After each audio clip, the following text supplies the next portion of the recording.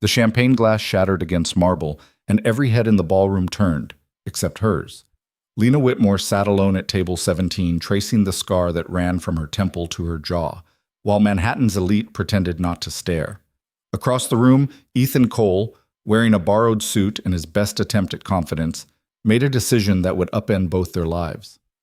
He didn't know she was the disappeared daughter of the most powerful CEO in New York. He didn't know about the accident that had stolen her face and her future.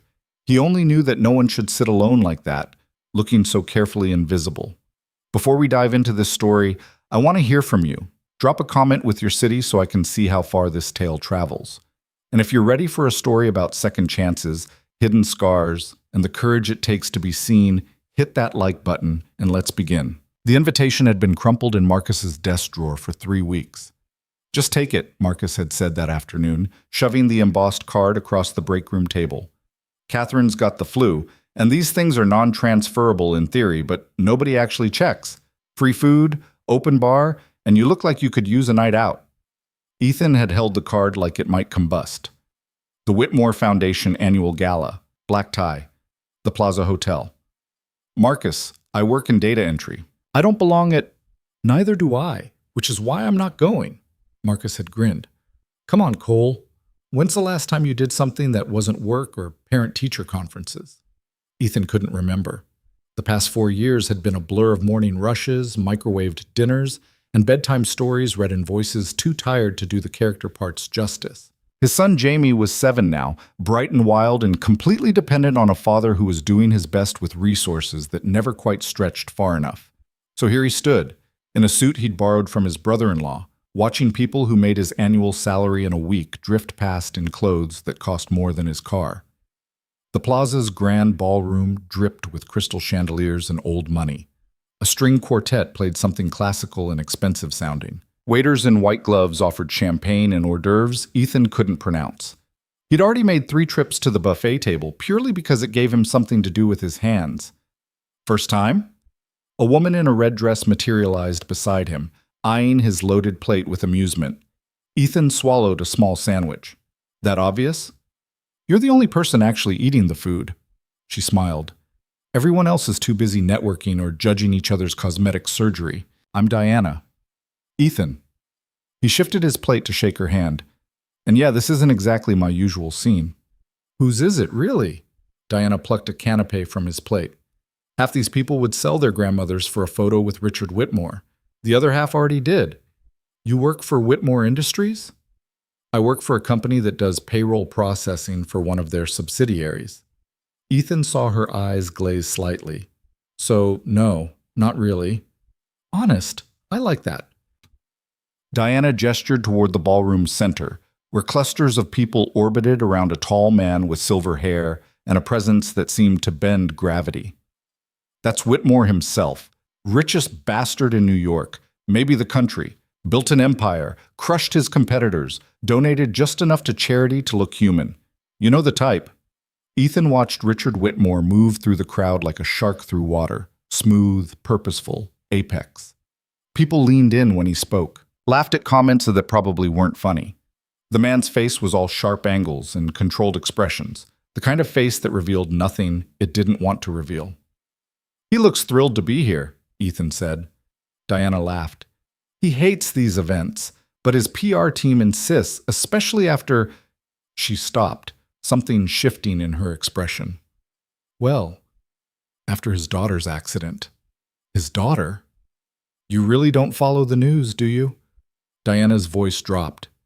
"Lena Whitmore. She was being groomed to take over the company. Brilliant mind for corporate strategy. MBA from Harvard. The whole package.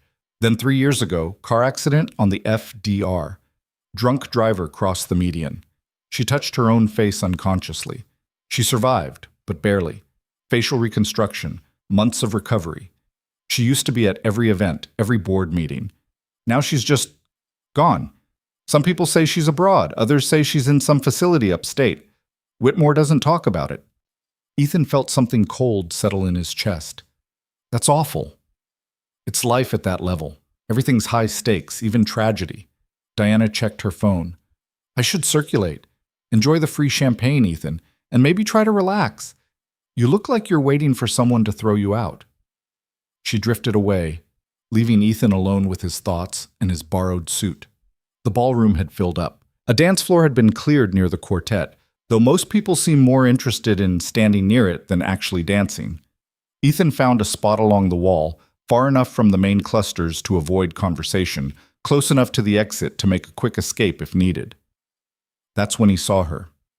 She sat at a table near the windows, partially obscured by an elaborate flower arrangement. While everyone else networked and postured, she sat perfectly still, staring out at the New York skyline with an expression Ethan recognized from his own mirror, the look of someone trying very hard to be somewhere else.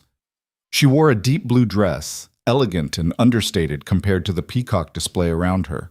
Her dark hair was styled to fall across the right side of her face. Her posture was too careful, too controlled, like someone who'd learned to take up as little space as possible. Even from across the room, Ethan could see the scar. It ran from her right temple down to her jawline, a pale line that caught the light. She touched it sometimes, unconsciously, the way Ethan sometimes rubbed the back of his neck when he was stressed. People walked past her table without stopping. A waiter offered her champagne, which she declined with a small shake of her head. She was alone in a room full of people, and something about that made Ethan's chest tight. He thought about Jamie, who'd been excluded from a birthday party last month because another kid's mother thought single fathers were unsuitable influences. He thought about sitting in his car afterward, watching his son try not to cry, feeling completely powerless against the casual cruelty of people who should know better. This woman, whoever she was, had that same quality, like she'd been deemed unsuitable by people who should know better. Ethan set down his empty plate. The walk across that ballroom was the longest 30 feet of his life. His heart hammered against his ribs. The borrowed suit felt too tight. He had no plan, no smooth opening line, no idea what he was doing. Every step gave him another chance to turn around, to retreat to the safety of the wall, to mind his business like a sensible person. He kept walking. She didn't notice him until he was right there, standing beside her table. When she looked up, her eyes were gray, stormy gray, the color of October skies before rain. They widened slightly, surprised that someone had approached. "Hi," Ethan said. Then, because that seemed insufficient, "I'm Ethan." She blinked. "Hello." Her voice was soft but clear, with an undertone of wariness that suggested she was already calculating his angle, figuring out what he wanted. Ethan knew that calculation. He'd done it himself countless times, at Jamie's school, at work meetings, anywhere that single fathers were viewed with suspicion. "This is going to sound strange," he said, "but would you like to dance?" The gray eyes went very still. "What?" "Dance. With me." Ethan gestured toward the mostly empty dance floor. "That quartet's been playing for an hour, and exactly 3 couples have danced. Seems like a waste." She touched her scar, a reflexive gesture. "I don't think—" "You don't have to," Ethan said quickly. "I just noticed you sitting here, and you looked like maybe you could use some company. Or maybe you're perfectly happy alone, which is also fine, and I'm now realizing I've made this incredibly awkward." He managed a self-deprecating smile. "I'm going to stop talking now." Something changed in her expression. Not quite a smile, but a softening around the edges. "You're not from this world, are you? Is it that obvious? You actually apologized for being awkward." She tilted her head, studying him. "People here don't apologize. They just recalibrate and pretend the awkwardness never happened." "Should I recalibrate?" "Please don't." She stood, and Ethan realized she was taller than he'd expected, nearly matching his height in her heels. "One dance. But I should warn you, I haven't done this in a long time." "Neither have I," Ethan admitted. "My usual dance partner is 7 years old and mostly just jumps around to superhero theme songs." That got a genuine smile. Brief, but real. "That sounds better than most of what happens here." He offered his hand.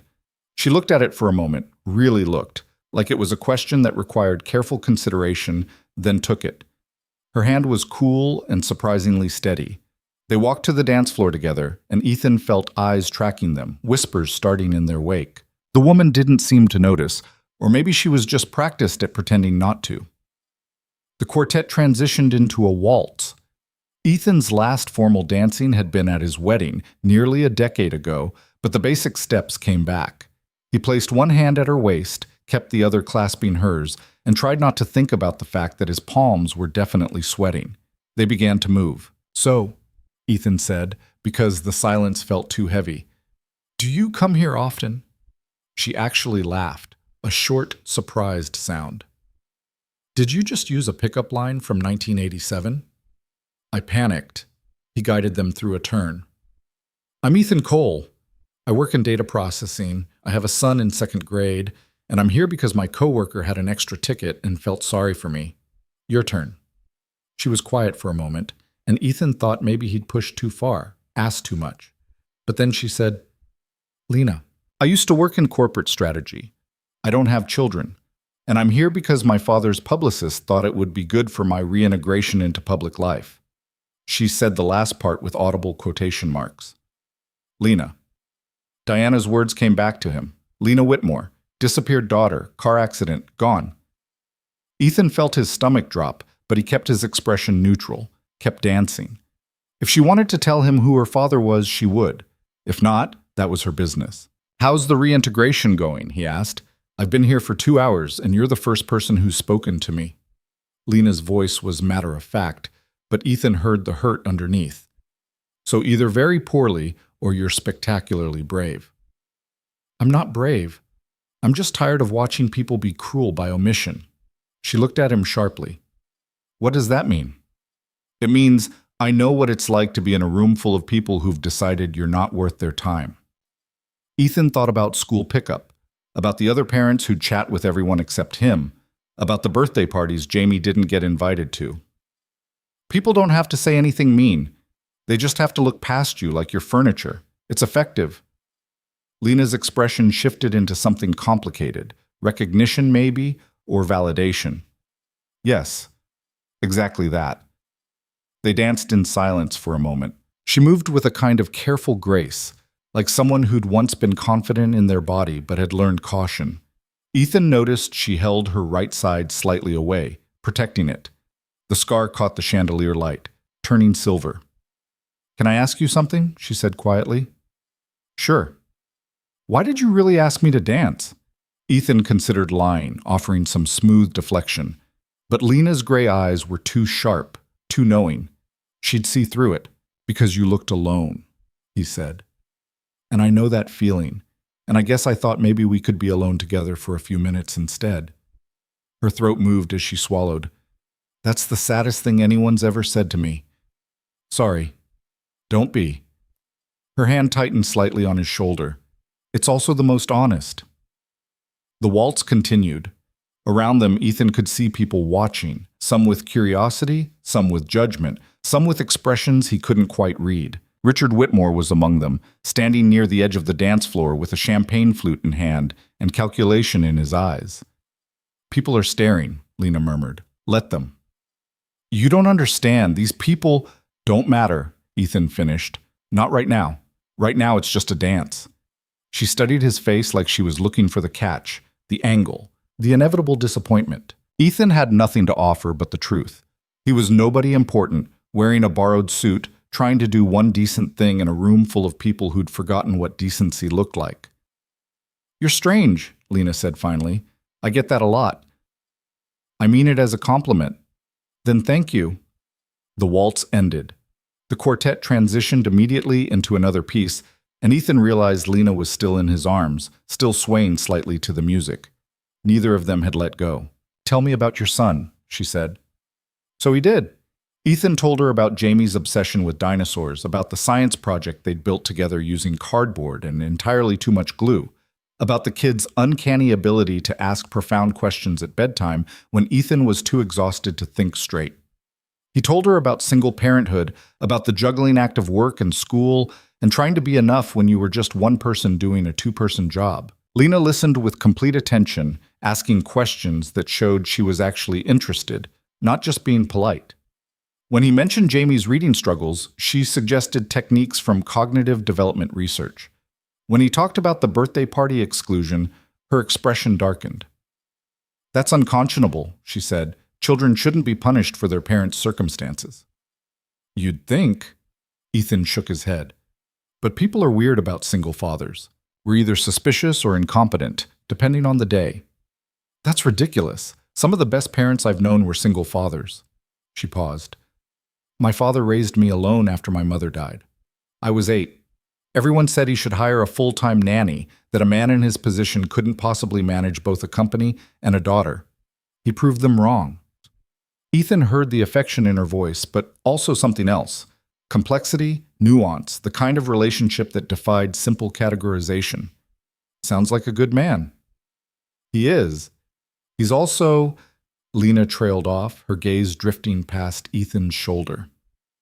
Complicated, brilliant and controlling, and absolutely convinced he knows what's best for everyone, especially me. My son thinks I know what's best too, Ethan said. Kid's going to be so disappointed when he realizes I'm mostly just guessing. That earned him another genuine smile. They were getting more frequent now, each one feeling like a small victory. What about you? Ethan asked. What did you do before... He caught himself. Before the accident felt too presumptuous, too invasive. Lena filled the gap without flinching. Before I disappeared? I worked for my father's company. Corporate strategy, mostly mergers and acquisitions. I was good at it. She said it without arrogance, just fact. I could look at a company's structure and see inefficiencies, opportunities, ways to optimize. It was like solving puzzles, except the puzzles were worth billions of dollars. Past tense. Past tense, she agreed softly. After the accident, I couldn't go back. Partially because of this, she gestured to her scar, but mostly because I couldn't handle the way people looked at me. Or didn't look at me. The pity was almost worse than the revulsion. Ethan felt anger kindle in his chest, hot and protective. Their loss. You don't know that. Yes, I do. He met her eyes directly. You're brilliant, you're insightful, and you've clearly got more courage than anyone in this room. The scar doesn't change that. Anyone who can't see past it is an idiot. Lena stopped dancing. For a horrible moment, Ethan thought he'd overstepped, said too much, ruined whatever fragile connection they'd built. But she wasn't pulling away. She was just looking at him with an expression that might have been wonder or might have been grief. Or both. You really mean that, she whispered. Every word. I don't understand you. But she said it like a confession, not an accusation. You don't know me. You don't know what I've done, what I've lost, how broken. You're not broken. Ethan's voice came out fiercer than intended. You're standing here in a room full of people who hurt you by omission, and you're still standing. That's not broken. That's strength. She drew in a shaky breath. Her eyes were bright, possibly with tears she was too proud to let fall. Ethan, Lena. The voice cut through the music like a blade through silk, deep, authoritative, carrying the weight of boardrooms and bottom lines. Ethan turned to find Richard Whitmore standing 3 feet away, his silver hair perfectly styled, his tuxedo immaculate, his expression absolutely unreadable. Lena's whole body went rigid. Father, I've been looking for you. Richard's gaze flicked to Ethan with the kind of assessment that probably decided corporate fates. I wasn't aware you knew Mr. Cole, Ethan supplied. His mouth had gone dry. Ethan Cole. Mr. Cole. Richard made it sound like a diagnosis. And how do you know my daughter? The ballroom had gone quiet, or maybe Ethan's ears had just stopped working. He could feel dozens of eyes on them, could sense the social calculus happening in real time. This was a test. Give the wrong answer and he'd be dismissed, discredited, possibly escorted out by security. Ethan thought about Jamie, about teaching his son to tell the truth even when it was hard, especially when it was hard. I don't know her, Ethan said clearly. We just met tonight. I asked her to dance. She said yes. That's it. Richard's eyebrows rose fractionally. That's it. Yes, sir. You're aware of who I am, who she is. I am now, Ethan admitted. Though honestly, it doesn't change anything. I asked someone to dance because she looked alone, that's all. Something flickered in Richard Whitmore's expression. Surprise, maybe, or reassessment. He looked at his daughter. Lena? It's true. Her voice was steady despite the tension radiating through her body. Ethan didn't know who I was. He just asked. Richard was silent for a long moment. his sharp gaze moving between them. When he finally spoke, his tone had shifted into something Ethan couldn't quite identify. "That was kind of you, Mr. Cole. It wasn't kindness. It was basic decency. In this room, those are often the same thing." Richard glanced around the ballroom with something that might have been contempt. "May I speak with my daughter privately?" It wasn't really a question. Ethan looked at Lena, trying to gauge if she wanted an out, but she just nodded slightly. "Of course," Ethan said. He started to step back, then paused. "Lena, thank you for the dance." She met his eyes, and something passed between them, understanding maybe, or recognition. "Thank you for asking."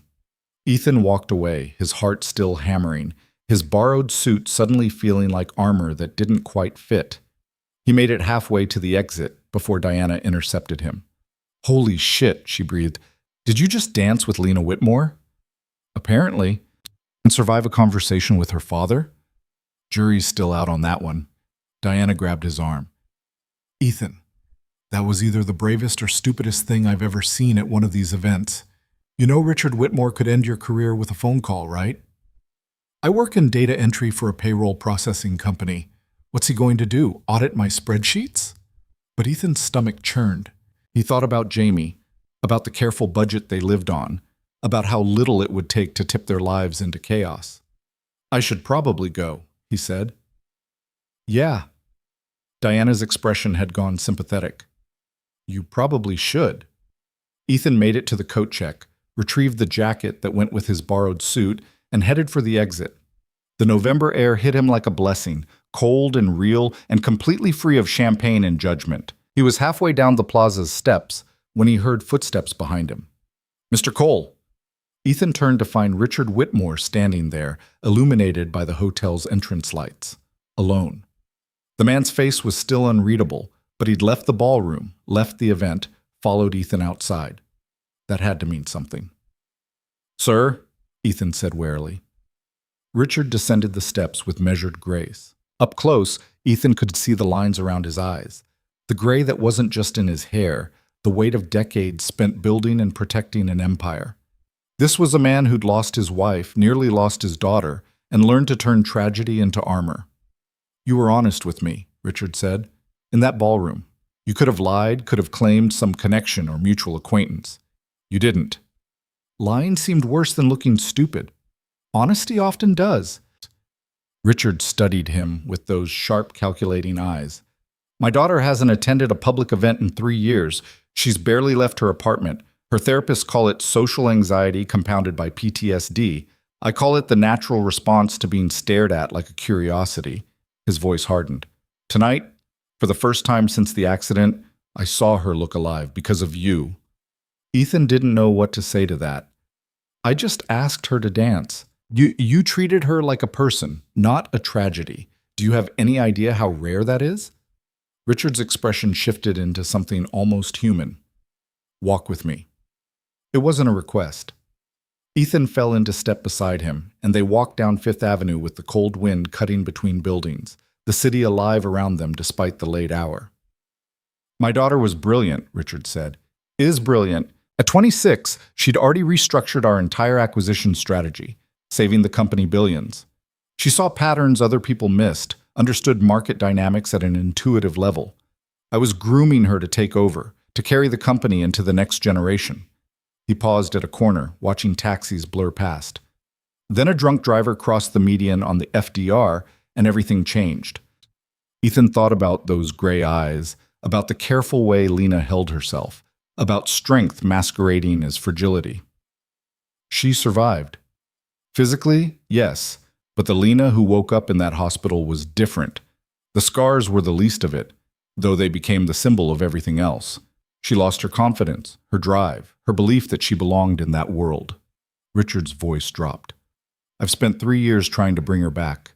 Therapy, specialists, gradual reintroduction to public spaces. Nothing worked. She just withdrew further."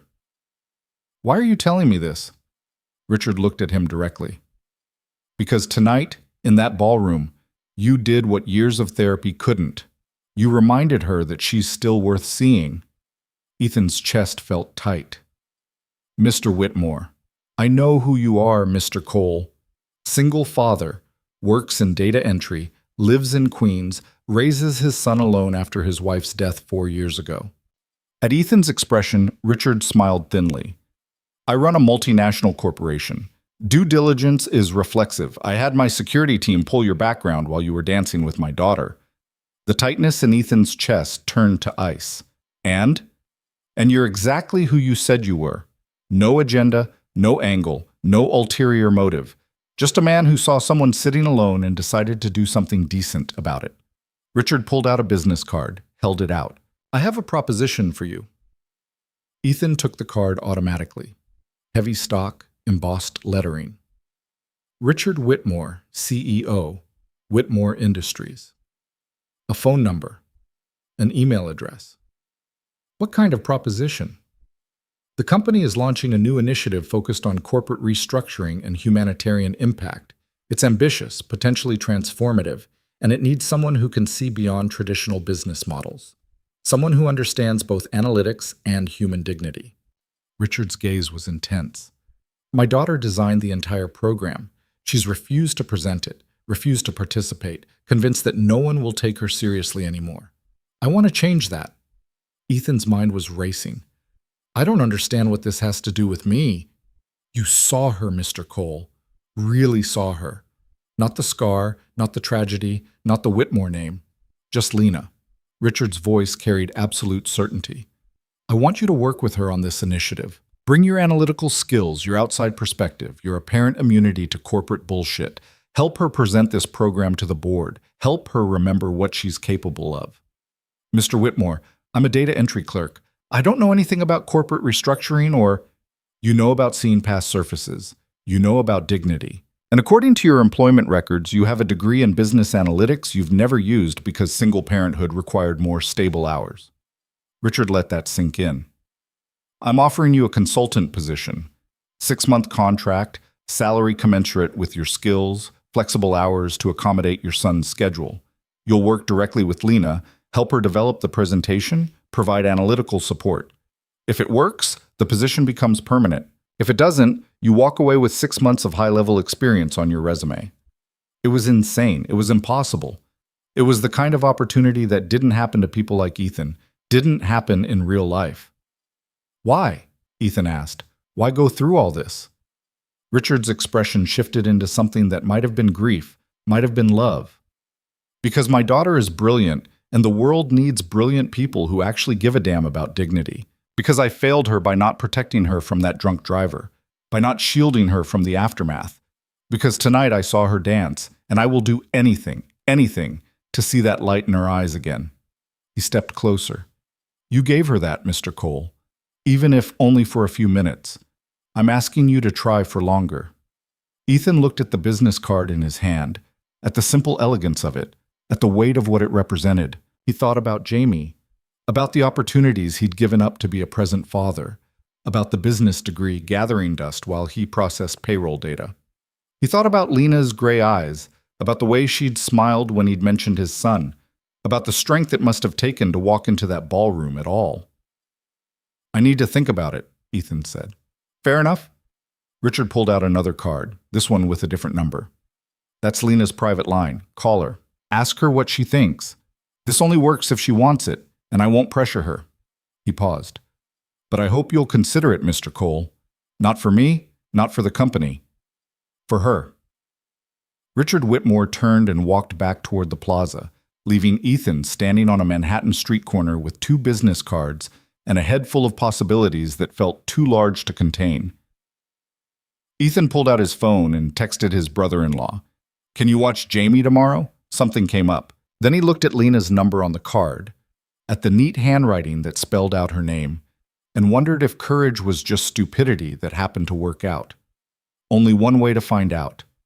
He started walking toward the subway, toward home, toward his son, and the life they'd built together from the ruins of loss. But tomorrow he might call that number.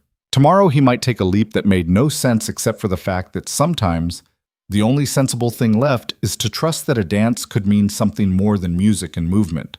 Tomorrow he might just believe that broken things could find each other and in finding become a little less broken. The city glittered around him, indifferent and eternal, as Ethan Cole descended into the subway with his borrowed suit and his uncertain future, carrying hope like a fragile, precious thing that might just survive the night.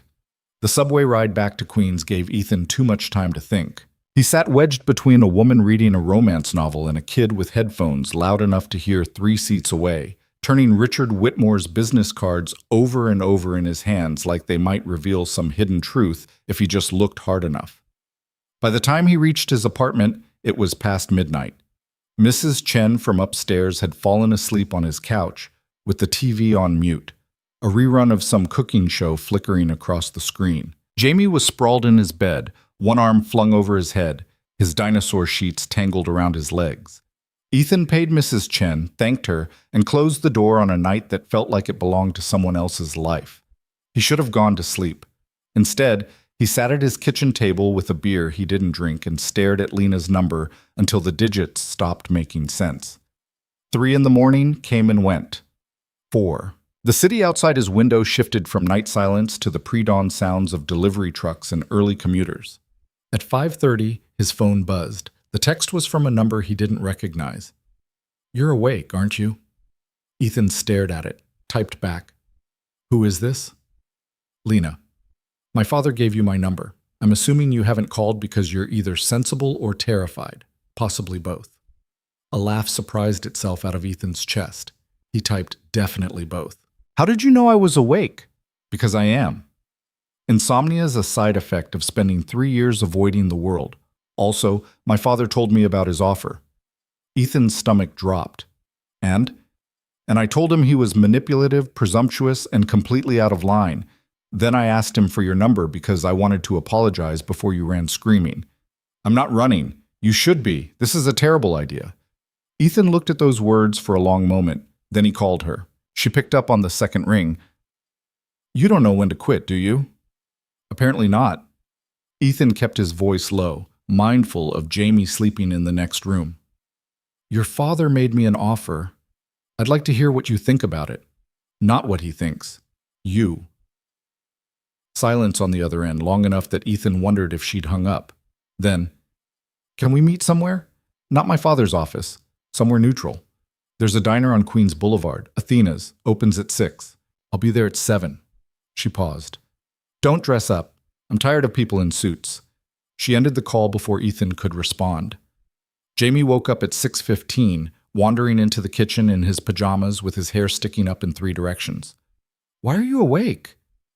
"Couldn't sleep." Ethan pulled out the cereal. "How do you feel about going to Grandma's today?" Jamie's face lit up. Ethan's mother-in-law, Sarah's mother, lived in Brooklyn and spoiled Jamie with a grandmother's shameless favoritism. "Really? But it's Saturday." "I know. I have a meeting." "For work?" "Maybe." Ethan poured milk over Jamie's cereal. "It's complicated." "Everything's complicated with you." But Jamie said it with affection, shoveling Cheerios into his mouth. "Can I bring my dinosaur book?" "You can bring whatever you want." By 6:45, Jamie was delivered to his grandmother's with promises of a museum trip and too much ice cream. By 6:55, Ethan was sitting in a booth at Athena's diner, nursing coffee that tasted like it had been brewed sometime during the previous administration. Lena walked in at 7 exactly. She wore jeans and a simple gray sweater, her hair pulled back in a ponytail that didn't hide her scar so much as refused to apologize for it. No makeup, no armor, just her, looking tired and wary and somehow more real than anyone Ethan had seen in months. She slid into the booth across from him. "You actually came." "So did you." "I had less choice. My father's been texting me since 5 a.m. She signaled the waitress. "Coffee, please." "Black." They sat in silence while the waitress poured, while early morning regulars shuffled in for their weekend breakfasts, while the diner's ancient jukebox cycled through songs that predated both of them. "So," Lena said finally, "he told you about the initiative." "Some of it, corporate restructuring, humanitarian impact, transformative potential. Also that you designed it and won't present it." "Can't present it." She wrapped both hands around her coffee mug like she was cold. "There's a difference." "Is there?" Her gray eyes flashed. "You don't understand what it's like. Walking into a boardroom full of people who remember what you looked like before. who've read the articles about the accident, seen the photos from the hospital. They're not listening to your ideas. They're doing math in their heads, calculating how much competence you lost along with your face. That's their failure, not yours. It's practical reality. Lena's voice was flat. I pitched an acquisition strategy 6 months after I got out of rehab. Mid-level presentation, nothing major. I'd done the research, run the numbers, built a model that projected 18% growth over 3 years. It was solid work. She took a drink of coffee. They listened politely, asked a few softball questions, then ignored every recommendation and went with a strategy that cost the company $40 million in the first quarter. Ethan winced. Because they didn't trust your judgment. Because they didn't trust me. The brilliant Lena Whitmore died in that accident. What came back was damaged goods. She said it without self-pity, just exhausted acceptance. After that, I stopped trying. What's the point of doing the work if no one will take it seriously? Your father takes you seriously. My father feels guilty. Lena's expression hardened. He thinks if he builds me enough bridges back into the company, I'll magically become the daughter he lost. It doesn't work that way. Ethan thought about the business card in his pocket, about Richard Whitmore's face on that Manhattan street corner, about a father's desperate hope that love could fix what trauma had broken. Maybe he just wants to see you happy. Happy? Lena laughed, but there was no humor in it. I don't remember what that feels like. Before the accident, I was successful, driven, respected. I wouldn't have called it happy exactly, but it was purposeful. Now I'm just here, taking up space, trying not to be a burden. You're not a burden. You don't know that. You don't know me. She leaned forward. Ethan, my father is offering you money and opportunity because I danced with you at a gala. That's not a basis for a working relationship. That's desperation dressed up as corporate strategy. Maybe, Ethan met her eyes. Or maybe he saw something I saw. Someone brilliant who's been convinced she's broken. Someone who designed something transformative and won't fight for it because she's tired of fighting. And you think you can fix that? You think 3 months of working together will undo 3 years of therapy and isolation? I don't think I can fix anything. Ethan's voice came out harder than he intended. I'm a single father barely keeping his head above water. I work in data entry because it's stable and the hours are predictable, and my son needs at least one parent who shows up. I don't have magic solutions. But I know about being dismissed. I know about having people decide you're not worth their time based on circumstances you can't control. And I know that sometimes all you need is one person who refuses to accept that narrative. Lena was very still. This isn't a fairy tale, Ethan. I'm not going to suddenly regain my confidence because you believe in me. I'm not asking you to. I'm asking if you want to try. He pulled out the business card, set it on the table between them. Your father made me an offer, but I'm not interested in working for him. I'm interested in working with you. If you want to present this initiative, if you think it's worth fighting for, then I'll help. If you don't, if you're done with all of this, then I'll walk away and we can both pretend last night never happened. Just like that. Just like that. Ethan leaned back. But I need to know it's your choice. Not your father's manipulation, not his guilt, not his desperation. Yours. The waitress came by to refill their coffee. A group of construction workers took the booth behind them, their conversation loud and profane and completely human. Outside, Queens Boulevard was waking up. Shops opening, buses running, the ordinary chaos of weekend morning. Lena looked out the window at it all.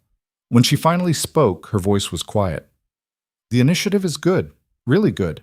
It restructures how we approach corporate acquisitions. Instead of pure profit maximization, we build in social impact metrics, employee retention, community investment, environmental sustainability.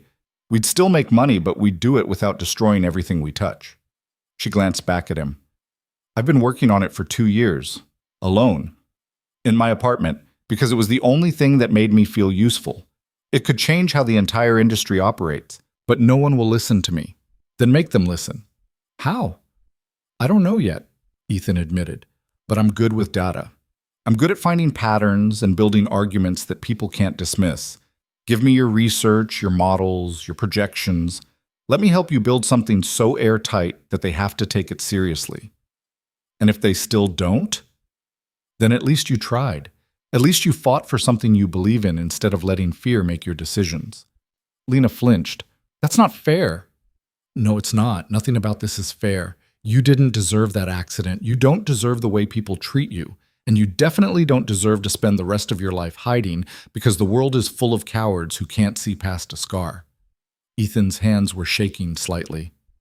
But you're the only one who can decide what happens next. Stay in your apartment. Let this brilliant work gather dust. Prove everyone right who thinks you're not capable anymore. Or take a chance on someone who has absolutely no business being part of your world, but is too stupid to know better. She stared at him. You're not stupid. I'm considering a career change based on a single dance. That's pretty stupid. It's brave. It's the same thing from different angles. Ethan finished his coffee.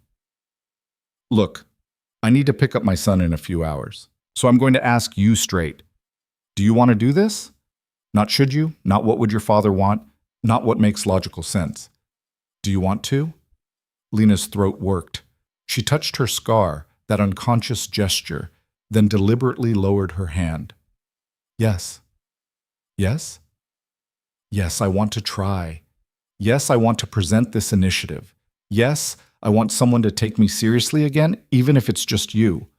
Her voice gained strength. Yes, I'm terrified and probably making a huge mistake, but I'm tired of being afraid. So yes, let's do this.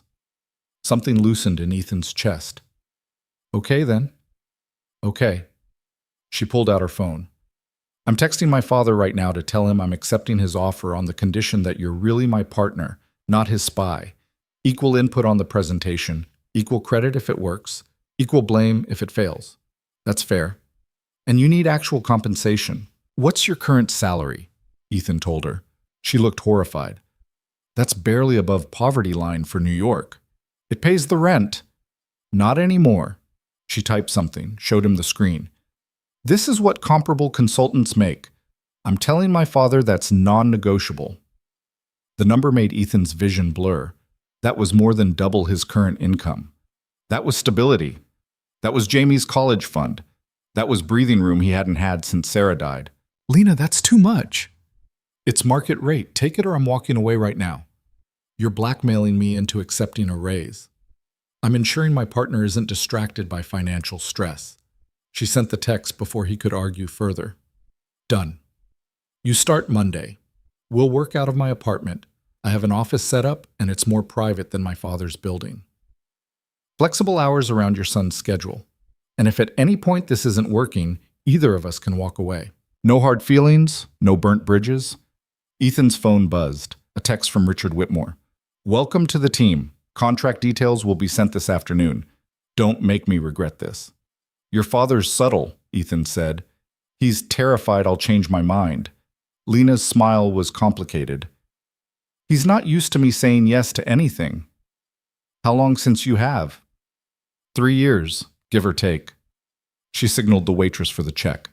I should warn you, I'm difficult to work with. I'm demanding. I'm particular about methodology, and I don't tolerate sloppy analysis. I have a 7-year-old. I'm immune to demanding. And I have panic attacks sometimes, usually triggered by crowds or unexpected changes or occasionally absolutely nothing. She said it matter-of-factly, the way someone might mention an allergy. I've learned to manage them, but you should know. If I suddenly need to leave a meeting or take a break, it's not about you. Okay. Ethan appreciated the honesty. And you should know I have to pick up Jamie from school at 3 every day. Sometimes there are emergencies, sick days, parent-teacher conferences, school events. Jamie comes first, always. I wouldn't respect you if he didn't. She stood, left cash for the check. Monday morning, 9 a.m. I'll text you my address, bring coffee, and any questions you have about corporate restructuring. This is going to be complicated. Everything worth doing is. She paused at the door, looking back at him with an expression he couldn't quite read. Ethan, thank you. For what? For asking me to dance, for not looking away, for making me remember that maybe I'm worth the effort.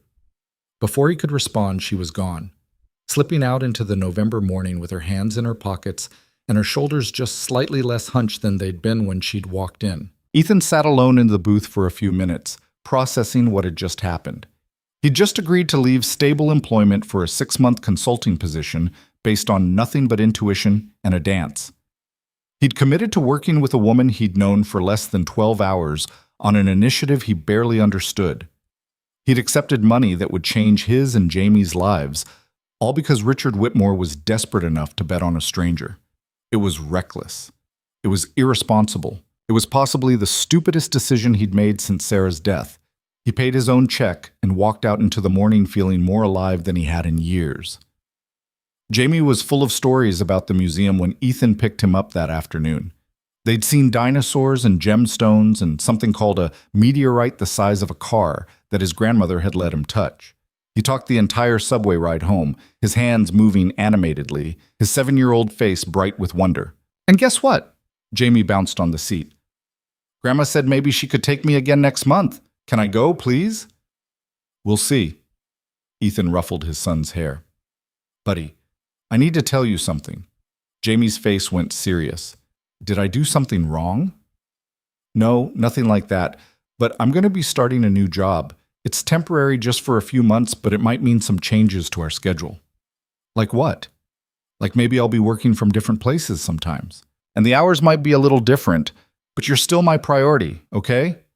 Nothing about that changes. Jamie considered this with the gravity of someone much older. Is it a good job? I think so. I hope so. Will you make more money? Ethan blinked. Why do you ask? Because Tommy's mom said we're poor. I told her we're not, but she said anyone who lives in our building is poor. Jamie's voice was matter-of-fact, but Ethan heard the hurt underneath. Are we poor, Dad? Something cracked in Ethan's chest. He pulled Jamie closer. We have enough. We have a home, food, each other. Some people measure wealth in money. I measure it in whether you're happy and safe and loved. By that standard, we're the richest people I know. But will the new job help? Yeah, buddy, it'll help. Then you should take it. Jamie leaned against him.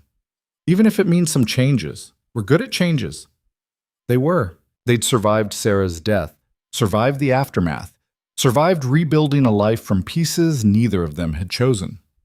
They were a team, the two of them against the chaos. I love you, kiddo, Ethan said. Love you too. Jamie yawned. Can we have pizza for dinner? Absolutely. They ordered pizza and watched a movie about talking cars, and for a few hours, Ethan let himself just be a father, not someone on the edge of a life change he couldn't quite believe was real. Monday morning came too fast and too slow at the same time. Ethan dropped Jamie at school, watched him run toward his classroom with his backpack bouncing, then checked Lena's address for the 3rd time. She lived in Manhattan, Upper West Side, in one of those pre-war buildings that oozed old money and quiet elegance. The doorman checked his ID, made a call, then directed him to the elevator with the kind of polite deference that suggested he knew exactly who Ethan was here to see. Lena's apartment was on the 12th floor. She answered the door in leggings and an oversized sweater, her hair in a messy bun, no makeup. She looked younger somehow, less guarded. You brought coffee, she said, eyeing the paper cups in his hands. You told me to. Most people forget. She stepped aside. Come in. The apartment was stunning. High ceilings, hardwood floors, floor-to-ceiling windows that overlooked Central Park. But it was also clearly lived in. Books everywhere. Papers scattered across surfaces. A coffee mug on the end table that suggested she'd been working before he arrived. This is the office. She led him to a room off the main living space. 2 desks faced each other, both with high-end monitors and enough equipment to run a small tech startup. That one's yours. I set up the system access over the weekend. You should be able to log into our shared drives. Ethan set down the coffee and explored his new workspace. Everything was exactly what he'd need. Dual monitors, ergonomic chair, even a small whiteboard on the wall for sketching ideas. You didn't have to do all this, he said. Yes, I did. If we're going to work together, you need proper tools. She sat at her own desk, pulling up files. I sent you the core documents last night. Research, market analysis, financial projections. Start with the executive summary. It'll give you the framework. Ethan logged in and found his inbox flooded with materials. Spreadsheets, reports, presentations, academic papers. Months or maybe years of work distilled into organized folders with detailed labels. He opened the executive summary and started reading. Within 10 minutes, he understood why Lena's father was so desperate to get this presented.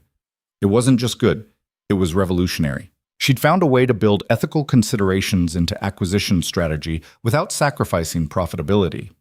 Better yet, her model suggested that companies operating under these principles actually outperform traditional approaches over 5-year timelines. "This is brilliant," Ethan said. "Keep reading. The methodology section has the real innovation." He did. 2 hours passed while Ethan absorbed information, asked questions, and watched Lena explain complex financial instruments with the ease of someone teaching basic arithmetic. She was patient when he needed clarification, pushed back when he made assumptions, and lit up whenever he identified a connection she hadn't considered. They worked through lunch, ordering sandwiches from a deli that apparently delivered to her apartment regularly. By 3 o'clock, when Ethan had to leave for school pickup, his brain felt full and his notebook was covered in scribbled ideas. "Same time tomorrow?" Lena asked at the door. "Yeah." Ethan hesitated. "This is really good, Lena. Like, change the industry good. I'm starting to understand why your father's pushing so hard." Something vulnerable crossed her face. "You really think so?" "I know so. The question isn't whether this deserves to be presented. It's how we convince people to actually listen." "That's the part I don't know how to do." "Then we'll figure it out together." He checked his watch. "I have to run, but I'll read through the methodology tonight and come back with questions tomorrow." She nodded, and Ethan could have sworn he saw relief in her expression.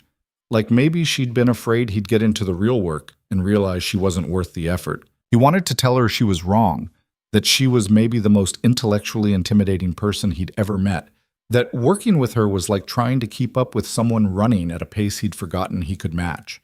Instead, he just said, "See you tomorrow," and headed out to collect his son and return to the regular rhythm of his life, knowing that rhythm was already changing in ways he couldn't yet predict. The next 3 weeks fell into a pattern. Mornings with Lena, deep in data and strategy. Afternoons and evenings with Jamie, homework and dinner and bedtime routines. Late nights reviewing materials, building models, finding the weak points in arguments so they could reinforce them. Lena was demanding, just as she'd warned. She had standards that bordered on perfectionism and a tendency to restart entire sections if something felt even slightly off. But she was also funny in unexpected moments, with a dry wit that caught Ethan off guard. She asked about Jamie constantly, wanted to see photos, suggested solutions when Ethan mentioned parenting challenges. They were becoming friends, he realized. Not just colleagues, but actual friends, the kind who could work in comfortable silence or argue over methodology without taking it personally. Richard Whitmore called twice during those weeks, brief check-ins that were clearly designed to assess progress without admitting he was monitoring them. Lena handled him with practiced efficiency, sharing just enough to keep him satisfied without revealing their actual strategy. "He's worried we're going to fail," she said after the second call. "Are we?" "Probably." But she smiled when she said it. "The board presentation is in 6 weeks. We need to be ready."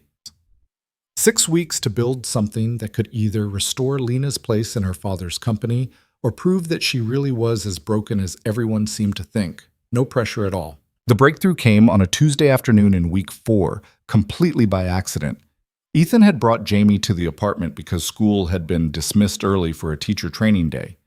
He'd texted Lena to apologize, to suggest rescheduling, but she'd replied with a single word: "Bring him." Jamie sat at the coffee table with his homework spread out, occasionally asking questions that Ethan answered while running financial projections. Lena worked at her desk, so focused on code that she didn't seem to notice the 7-year-old presence in her space. Until Jamie said, "That's wrong." Lena's head snapped up. "What?" Jamie pointed at her screen, where a graph displayed market trends over a 10-year period.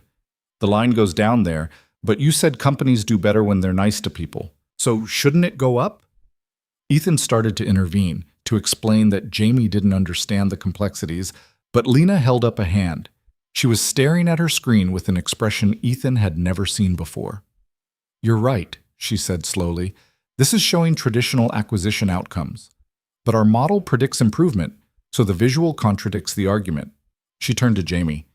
"How old are you?" 7 3/4. And you caught a logical inconsistency in my presentation that I've looked at probably 200 times. Lena's voice was amazed. You're smart. Jamie beamed. My dad says I ask too many questions. There's no such thing. Lena pulled up the presentation file, scrolling through slides.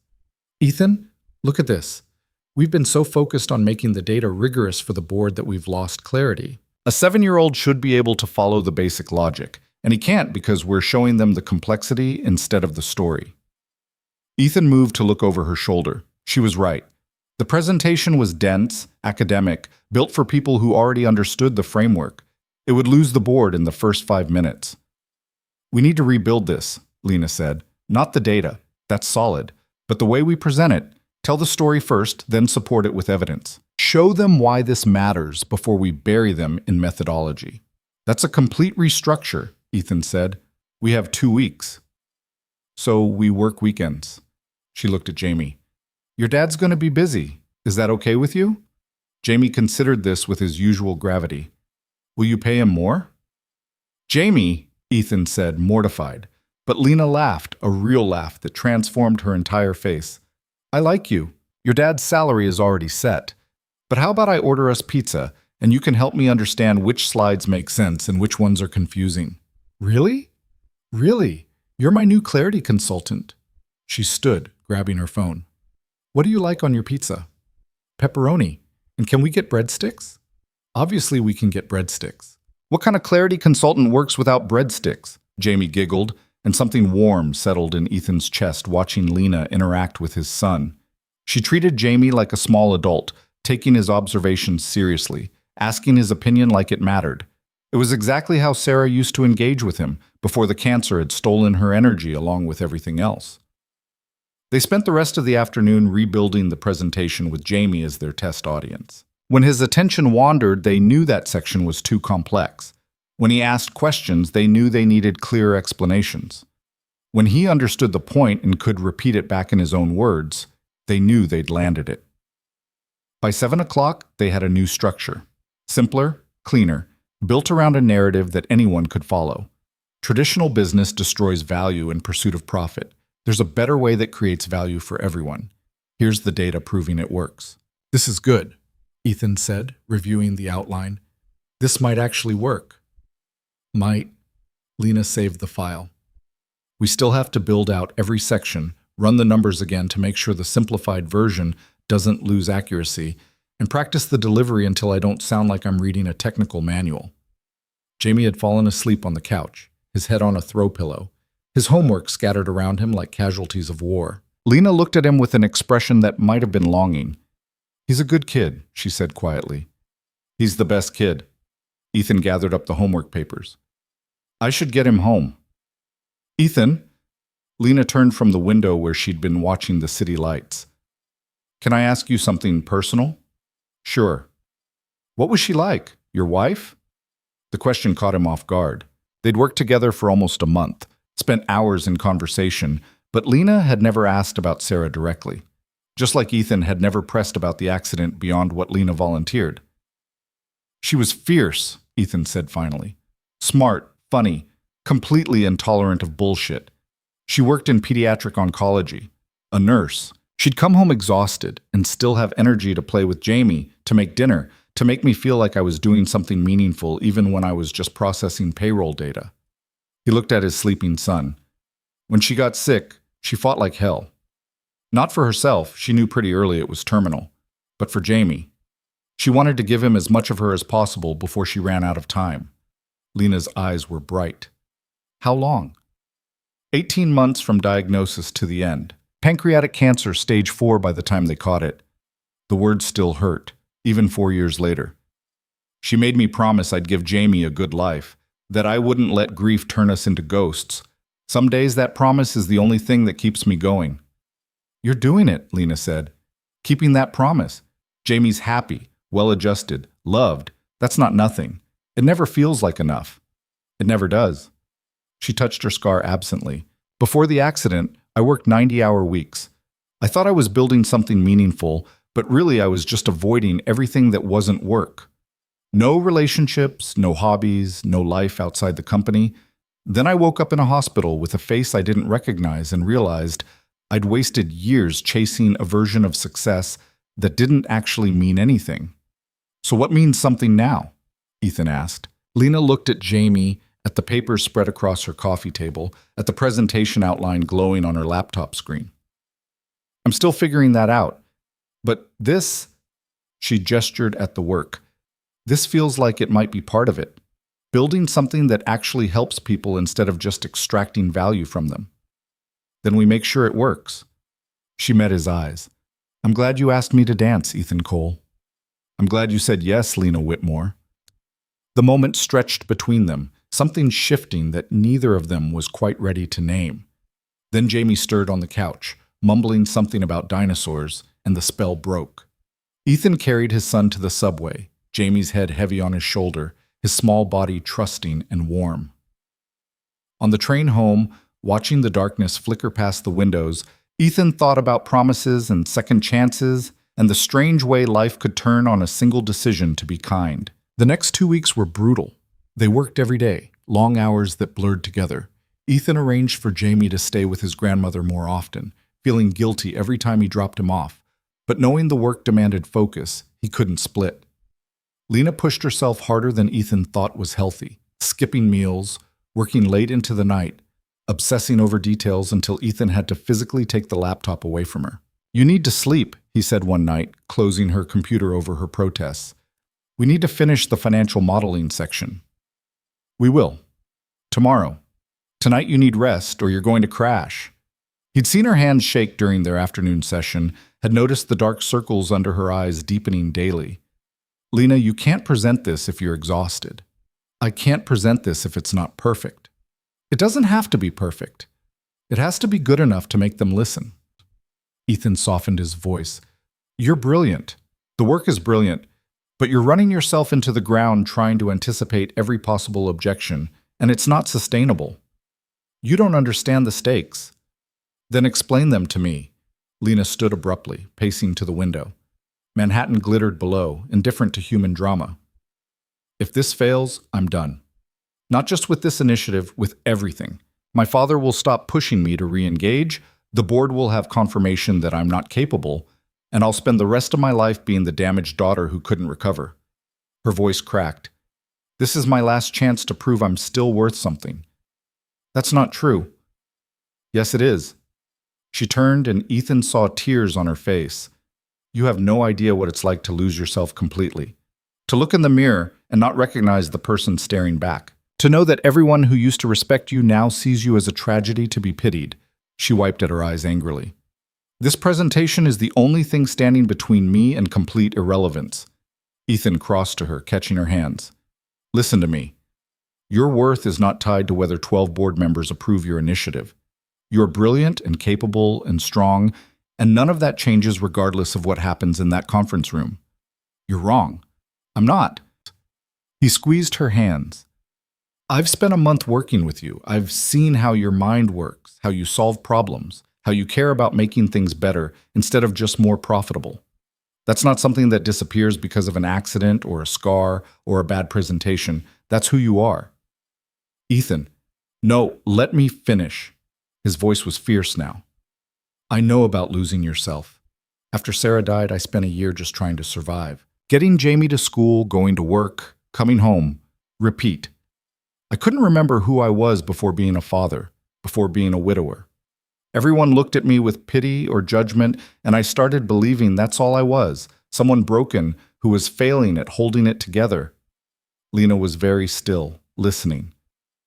Then one night, Jamie asked me if I was sad all the time, and I realized I'd been so focused on surviving that I'd forgotten to actually live. I was teaching my son that loss meant giving up on joy, on possibility, on believing things could get better.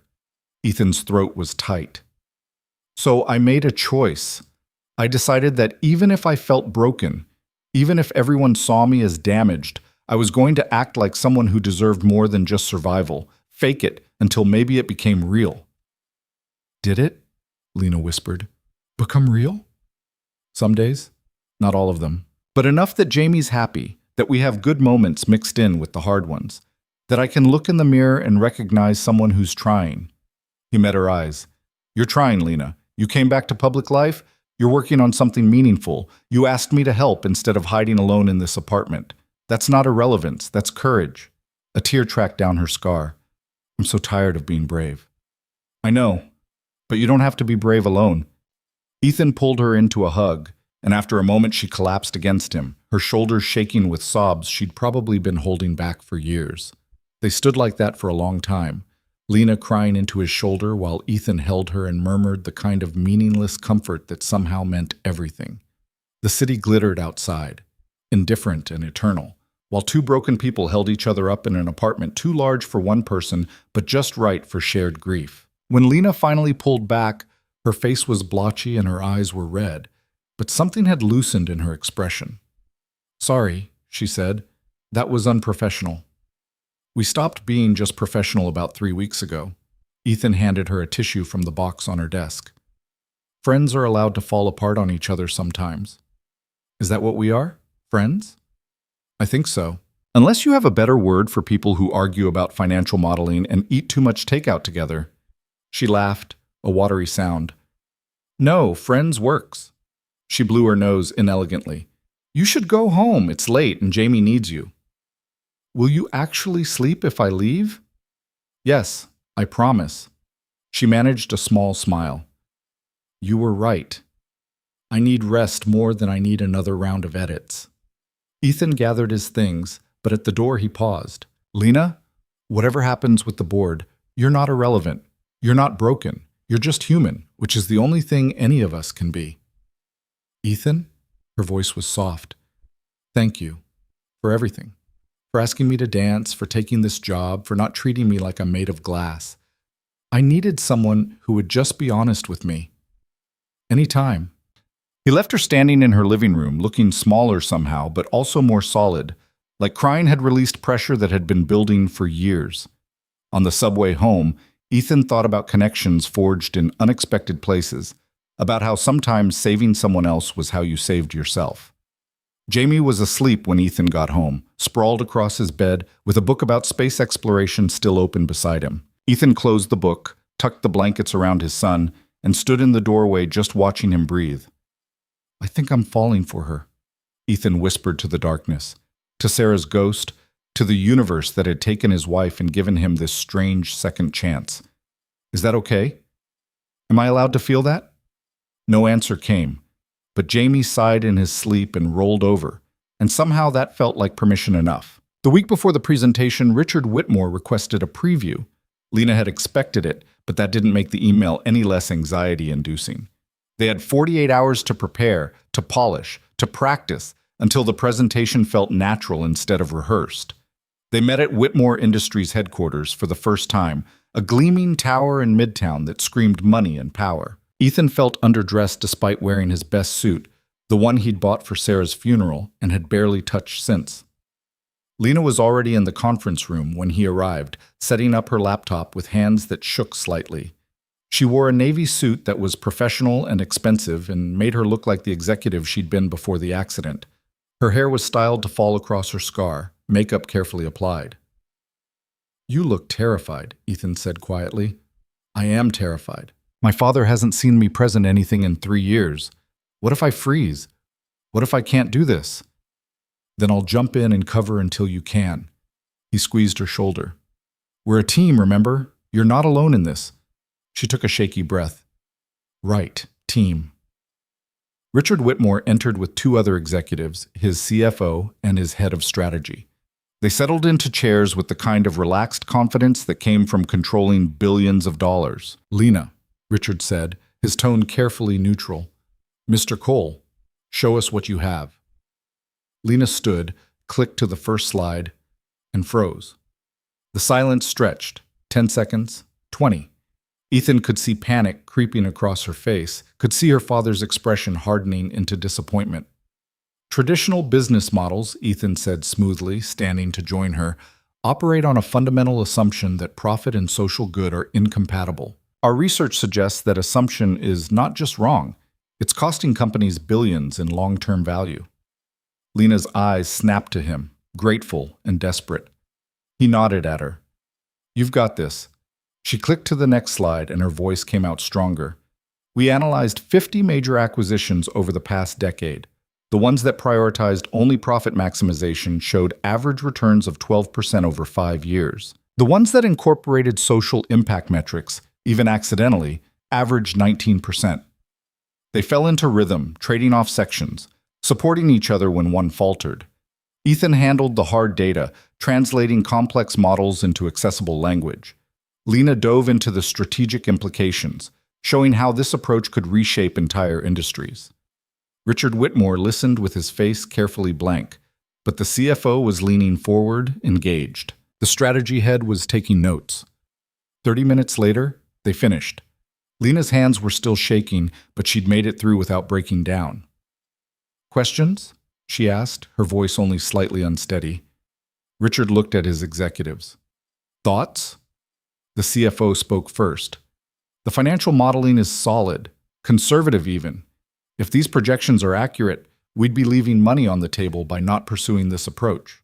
The strategic framework needs refinement, the strategy head said, but the core concept is sound. I'd want to see more case studies, more detailed implementation plans. But this is a strong foundation. Richard's gaze settled on his daughter. Lena, this is excellent work. She blinked, like she'd expected any response except approval. You think so? I think you've designed something that could change how we do business. More importantly, you've proven you can stand in front of executives and defend your ideas. Something softened in his expression. I'm proud of you. Lena's eyes filled with tears. She blinked them back furiously, trying to maintain professional composure. But Ethan could see what this meant to her. Her father's approval, the executive's engagement, proof that she could still do this. The board presentation is in 4 days, Richard continued. You'll have 30 minutes, then questions. They're going to push back hard. David Morrison especially, he's old school, thinks anything that prioritizes people over profit is naive idealism. You need to be ready for that. We will be, Ethan said. Richard stood, signaling the end of the meeting, but before leaving, he paused beside Lena's chair. You did well today, both of you. After they left, Lena collapsed into her chair, adrenaline draining away. I almost lost it. Right at the beginning, I completely froze. But you didn't. You recovered, you finished, and they loved it.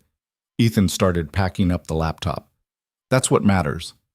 I couldn't have done it without you.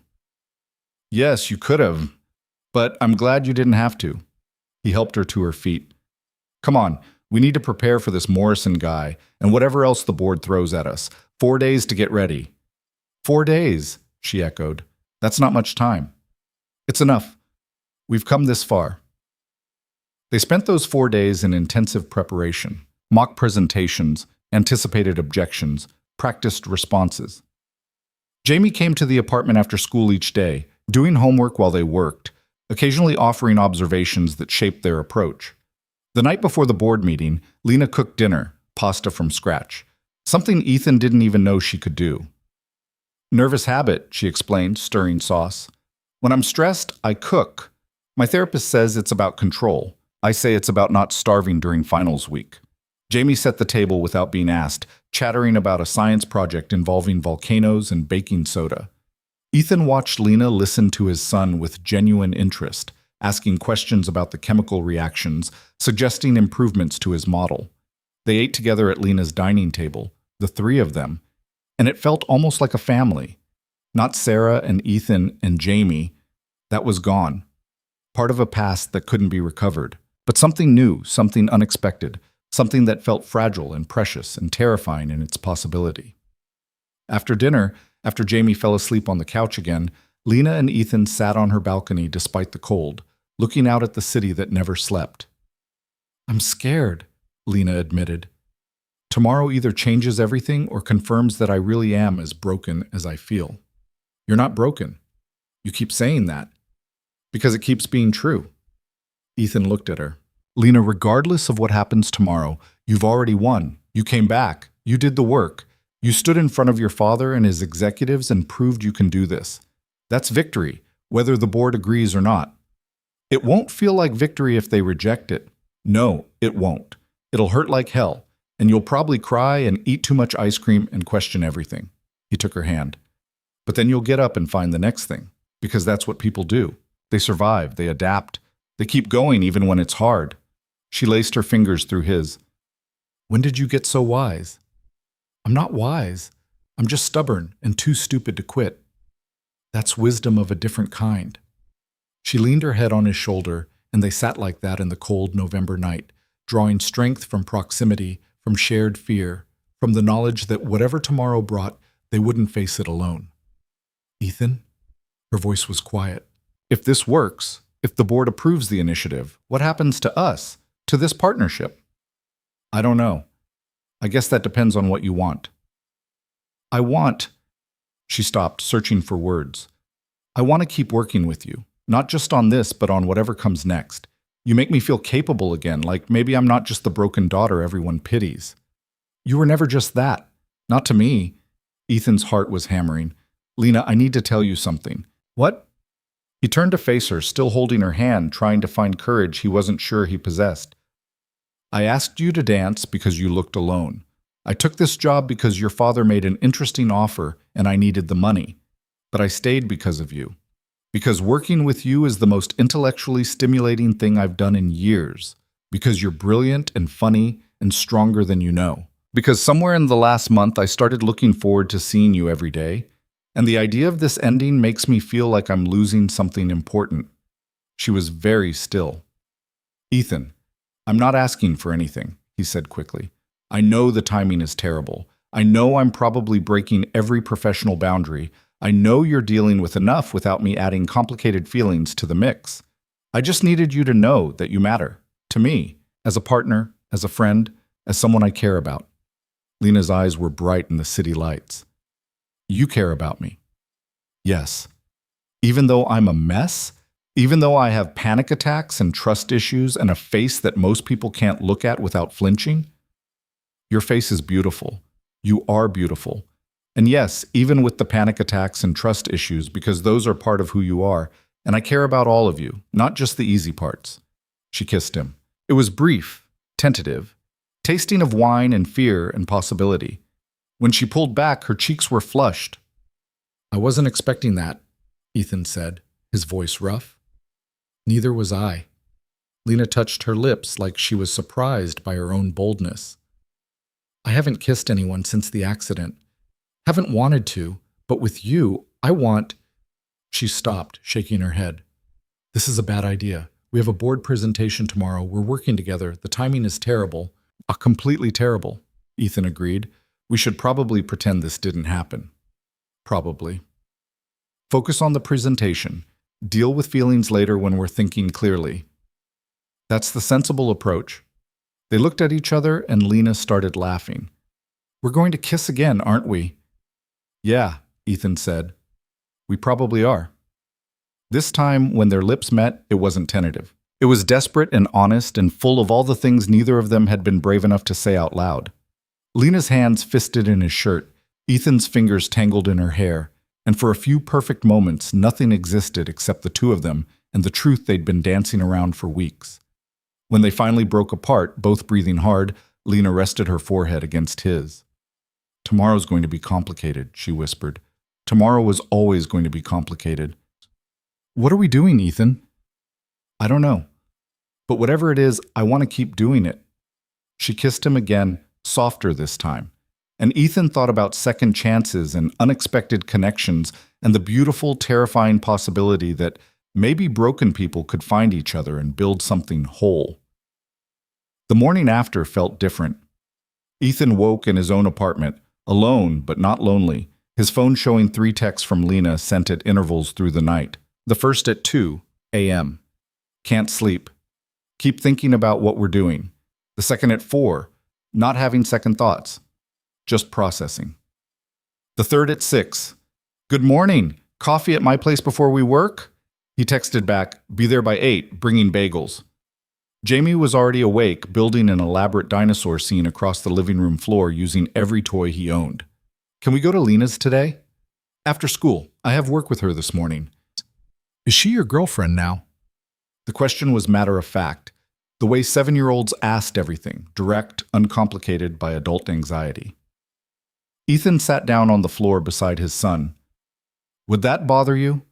Jamie positioned a T-Rex near a plastic volcano. Mom's not coming back, right? The question landed like a punch. They'd had versions of this conversation before, but repetition didn't make it easier. No, buddy, Mom's not coming back. And you get sad sometimes. I can tell, even when you try to hide it. Yeah, I do. But you're less sad when Lena's around. Jamie looked up, his young face serious. So if she's your girlfriend and she makes you less sad, that's good. Mom would want you to not be sad all the time. Ethan's throat closed. You think so? Yeah. Mom was nice. Nice people want other people to be happy. He returned to his dinosaurs.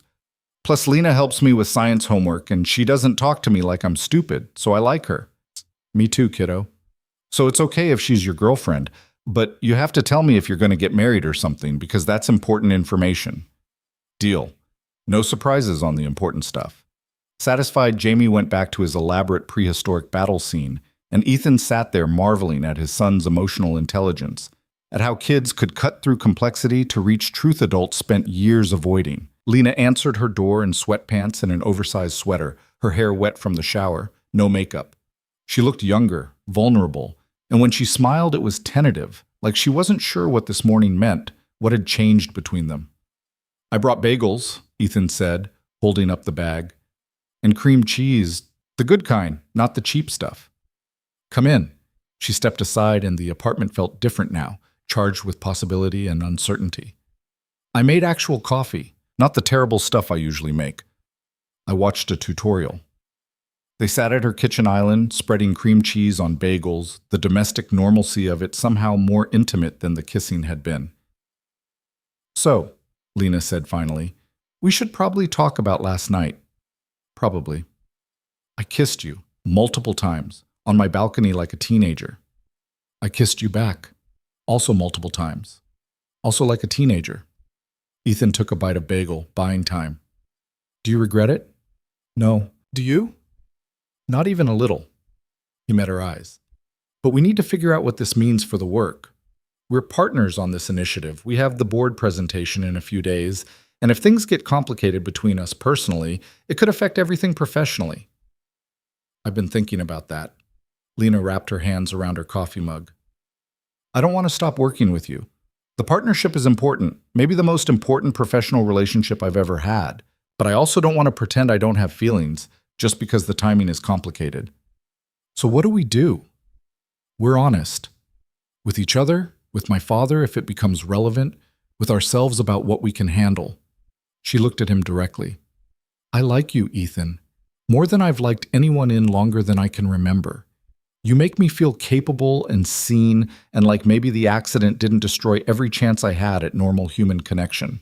But I'm also terrified of messing this up, of losing the working relationship if the personal one fails, of dragging you and Jamie into my mess. You're not a mess. I'm absolutely a mess. I'm just a high-functioning one. She smiled, but it didn't reach her eyes. What if we try this? Whatever this is. And I have a panic attack during a date. What if I shut down and can't explain why? What if the scars that aren't visible turn out to be worse than the one on my face? Ethan set down his bagel. Lena, I'm a widower raising a kid alone on a salary that barely covers rent. I have nightmares about Sarah. I occasionally cry in the shower where Jamie can't hear me, and I'm so terrified of failing as a parent that I second-guess every decision. We're both messes. The question isn't whether we're perfect, it's whether we're willing to be imperfect together. She was quiet for a long moment. Jamie asked if I was your girlfriend, didn't he? This morning, he said it was okay with him as long as I promised to tell him about important developments. Smart kid. The smartest. Ethan reached across the counter, taking her hand. I don't know how to do this. Date someone while working with them, introduce someone to my son beyond the friendly colleague level, navigate a relationship that started in the weirdest possible way.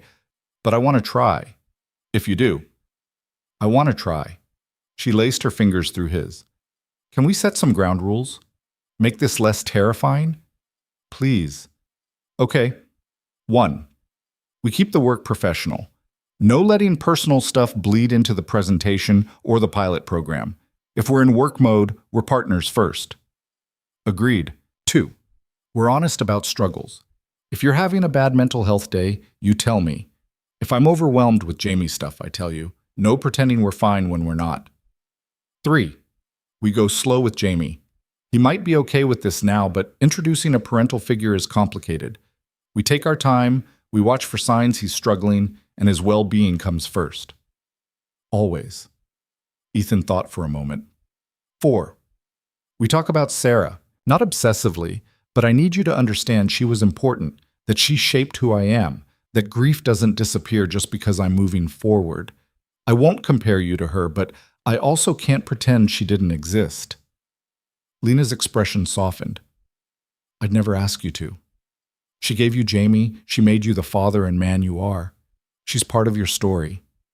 She paused. 5. You don't try to fix me. I have therapists for that. I just need you to accept me as I am, scars and panic attacks, and all the damage included. 6. You accept that I'm going to worry about money even when we have enough. It's a single-parent thing, a survival instinct. I'm working on it, but it's going to take time. 7. We check in regularly. Once a week, we ask each other honestly how this is working. If anything needs to change, no letting resentment build. Deal. Ethan squeezed her hand. So we're doing this? Actually trying? We're doing this. She smiled, and this time it reached her eyes. Terrifying as it is. The best things usually are. They finished breakfast and moved to the office to work, but something had shifted. The comfortable silences felt warmer now. When Lena explained a complex financial concept, Ethan found himself watching her face, the way she lit up when describing elegant solutions. When Ethan caught an error in the modeling, Lena's pride in his work felt personal, not just professional. Around noon, Richard called. Lena put him on speaker. How's the preparation going? He asked without preamble. Good. We're refining the opening, strengthening the response to anticipated objections. Lena shot Ethan a look. We'll be ready. I don't doubt it. Lena, I'm calling because I wanted to give you advance warning. Morrison is bringing in an outside consultant to evaluate the pilot program data. He's trying to find weaknesses before the presentation. Lena's face paled. He can do that? Technically, yes. Any board member can request independent verification. I've already had our team send over the raw data. There's nothing to hide. But be prepared for him to challenge your methodology during the presentation. Of course he will. Lena's voice was tight. He's been waiting for an excuse to tear this apart. Then don't give him one. Your work is solid, Lena. Trust it. Richard paused. And trust yourself. You've earned that right. After he hung up, Lena sat very still, her breathing shallow. Hey, Ethan said quietly. Look at me. She did, and he could see panic starting to edge into her eyes. You're okay. This changes nothing about the quality of our work. Morrison can bring in 100 consultants. The data will show the same thing every time. What if they find something we missed, some flaw in the methodology that invalidates everything? They won't, because there isn't one. We've checked this from every angle. He moved his chair closer. But even if they did find something minor, we'd address it. We'd adjust, we'd strengthen the model, we'd keep going. One setback doesn't erase months of solid work. It does in their eyes. One mistake, and I'm the damaged daughter who can't be trusted, who's living on her father's charity, who should have stayed hidden in her apartment. That's the fear talking, not reality. Ethan took both her hands. Lena, you are brilliant. This work is brilliant. Morrison is scared because you're proposing something that threatens his worldview, so he's trying to undermine you before you can prove him wrong. That's about his fear, not your competence. She drew in a shaky breath, then another. I hate this. I hate that I still fall apart when things get stressful. You're not falling apart. You're having a normal reaction to your work being challenged.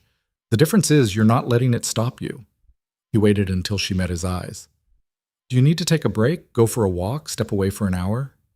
No, I need to work through this, prove to myself I can handle it. She straightened. Let's run the numbers again. Every single projection, every data point.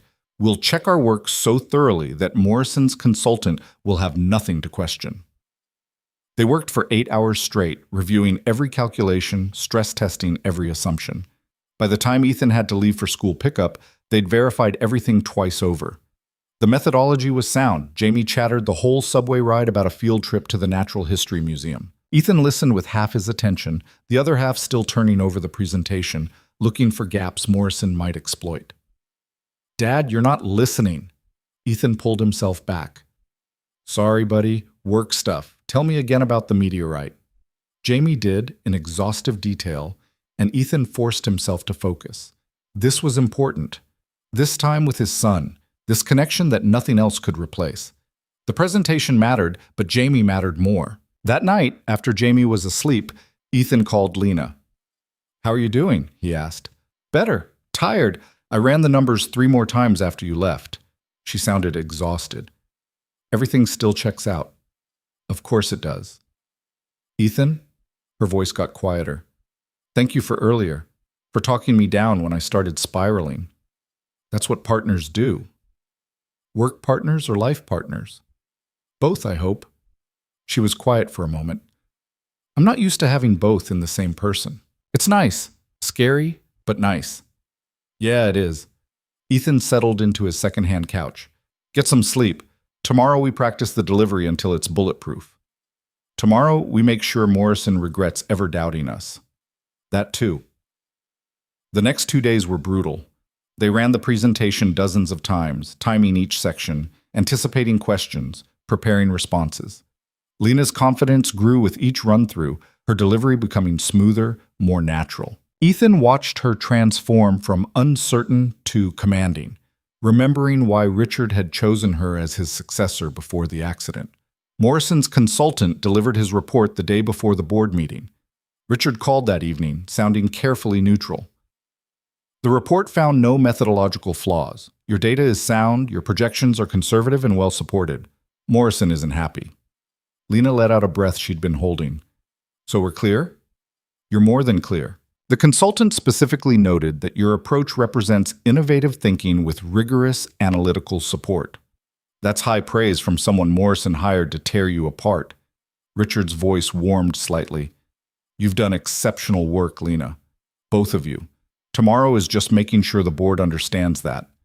After hanging up, Lena turned to Ethan with an expression caught between relief and disbelief. "We actually did it. Built something Morrison's own consultant couldn't discredit." "You did it. I just helped." "Stop diminishing your role." She crossed to where he stood by the window. "This doesn't work without you. The analysis, the presentation, the confidence to keep going when I wanted to quit. None of that happens if you hadn't agreed to this insane partnership." "Best decision I ever made." "Second best," she corrected, echoing their earlier conversation. "The best was asking me to dance." "That was pretty good, too." He pulled her close. "You ready for tomorrow?" "Terrified, but ready." "Good. Terror means you care. And you should care. This is important work." They stood together at the window, looking out at Manhattan glittering in the darkness. Somewhere in that maze of buildings, board members were reviewing materials, forming opinions, deciding whether to take Lena seriously. Morrison was probably already planning his attack strategy, looking for weaknesses to exploit.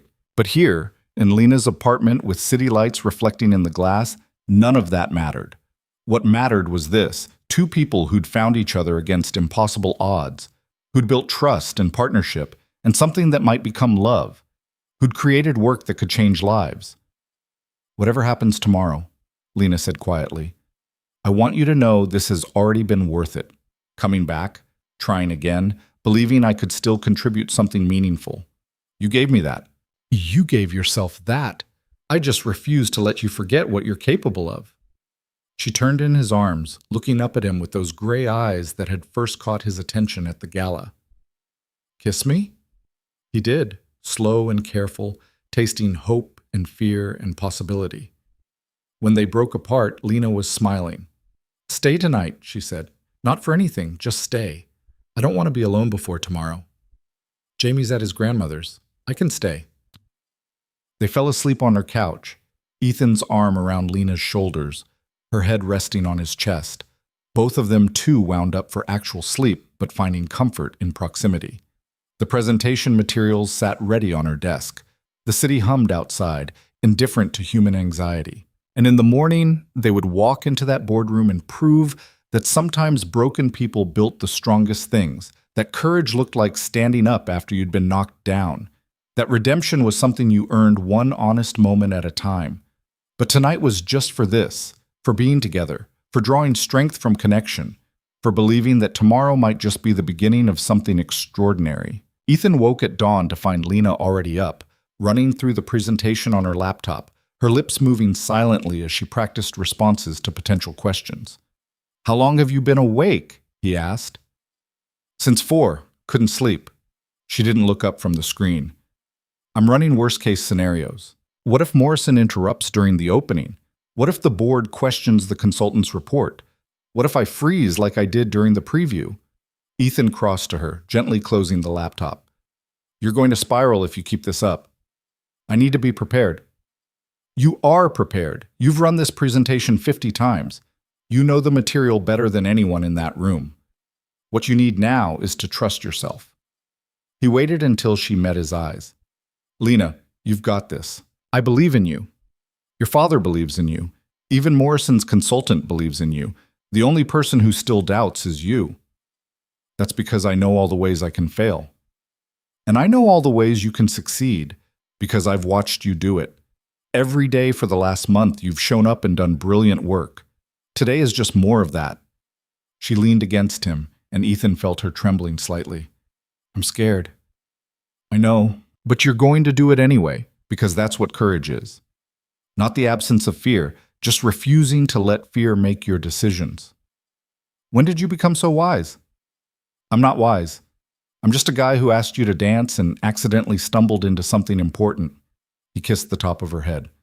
"Come on, let's get breakfast, get dressed, and go show those board members what they've been missing."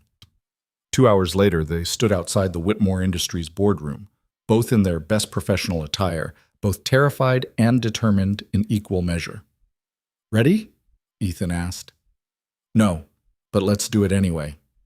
They walked in together, partners in every sense of the word, ready to prove that sometimes the best things were built by people who'd learned to trust themselves again, one brave choice at a time. They didn't talk about the kiss. Morning came too fast, dragging Ethan from sleep at his apartment where he'd returned after midnight. Jamie had 100 questions over breakfast about why Dad looked so tired, why he kept checking his phone, why he seemed nervous. Ethan deflected with practiced parent evasion, got his son to school, then stood on the sidewalk trying to remember how to breathe normally. His phone buzzed. "Lena, meeting you at the office at 9. Don't be late. And Ethan, thank you for last night." He typed back. "Which part?" "All of it." Ethan arrived at Whitmore Industries at 8:45, giving himself time to settle his nerves. The building felt different now, less intimidating maybe, or perhaps he'd just stopped caring about belonging in spaces that weren't designed for people like him.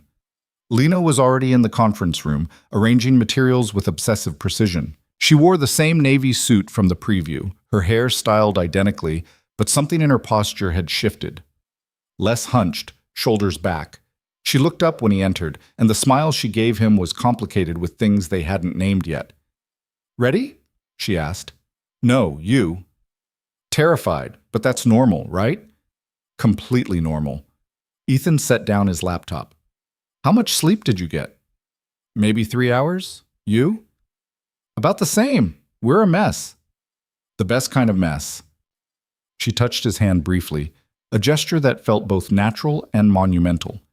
"Ethan, about last night. We don't have to talk about it now. Let's get through this first."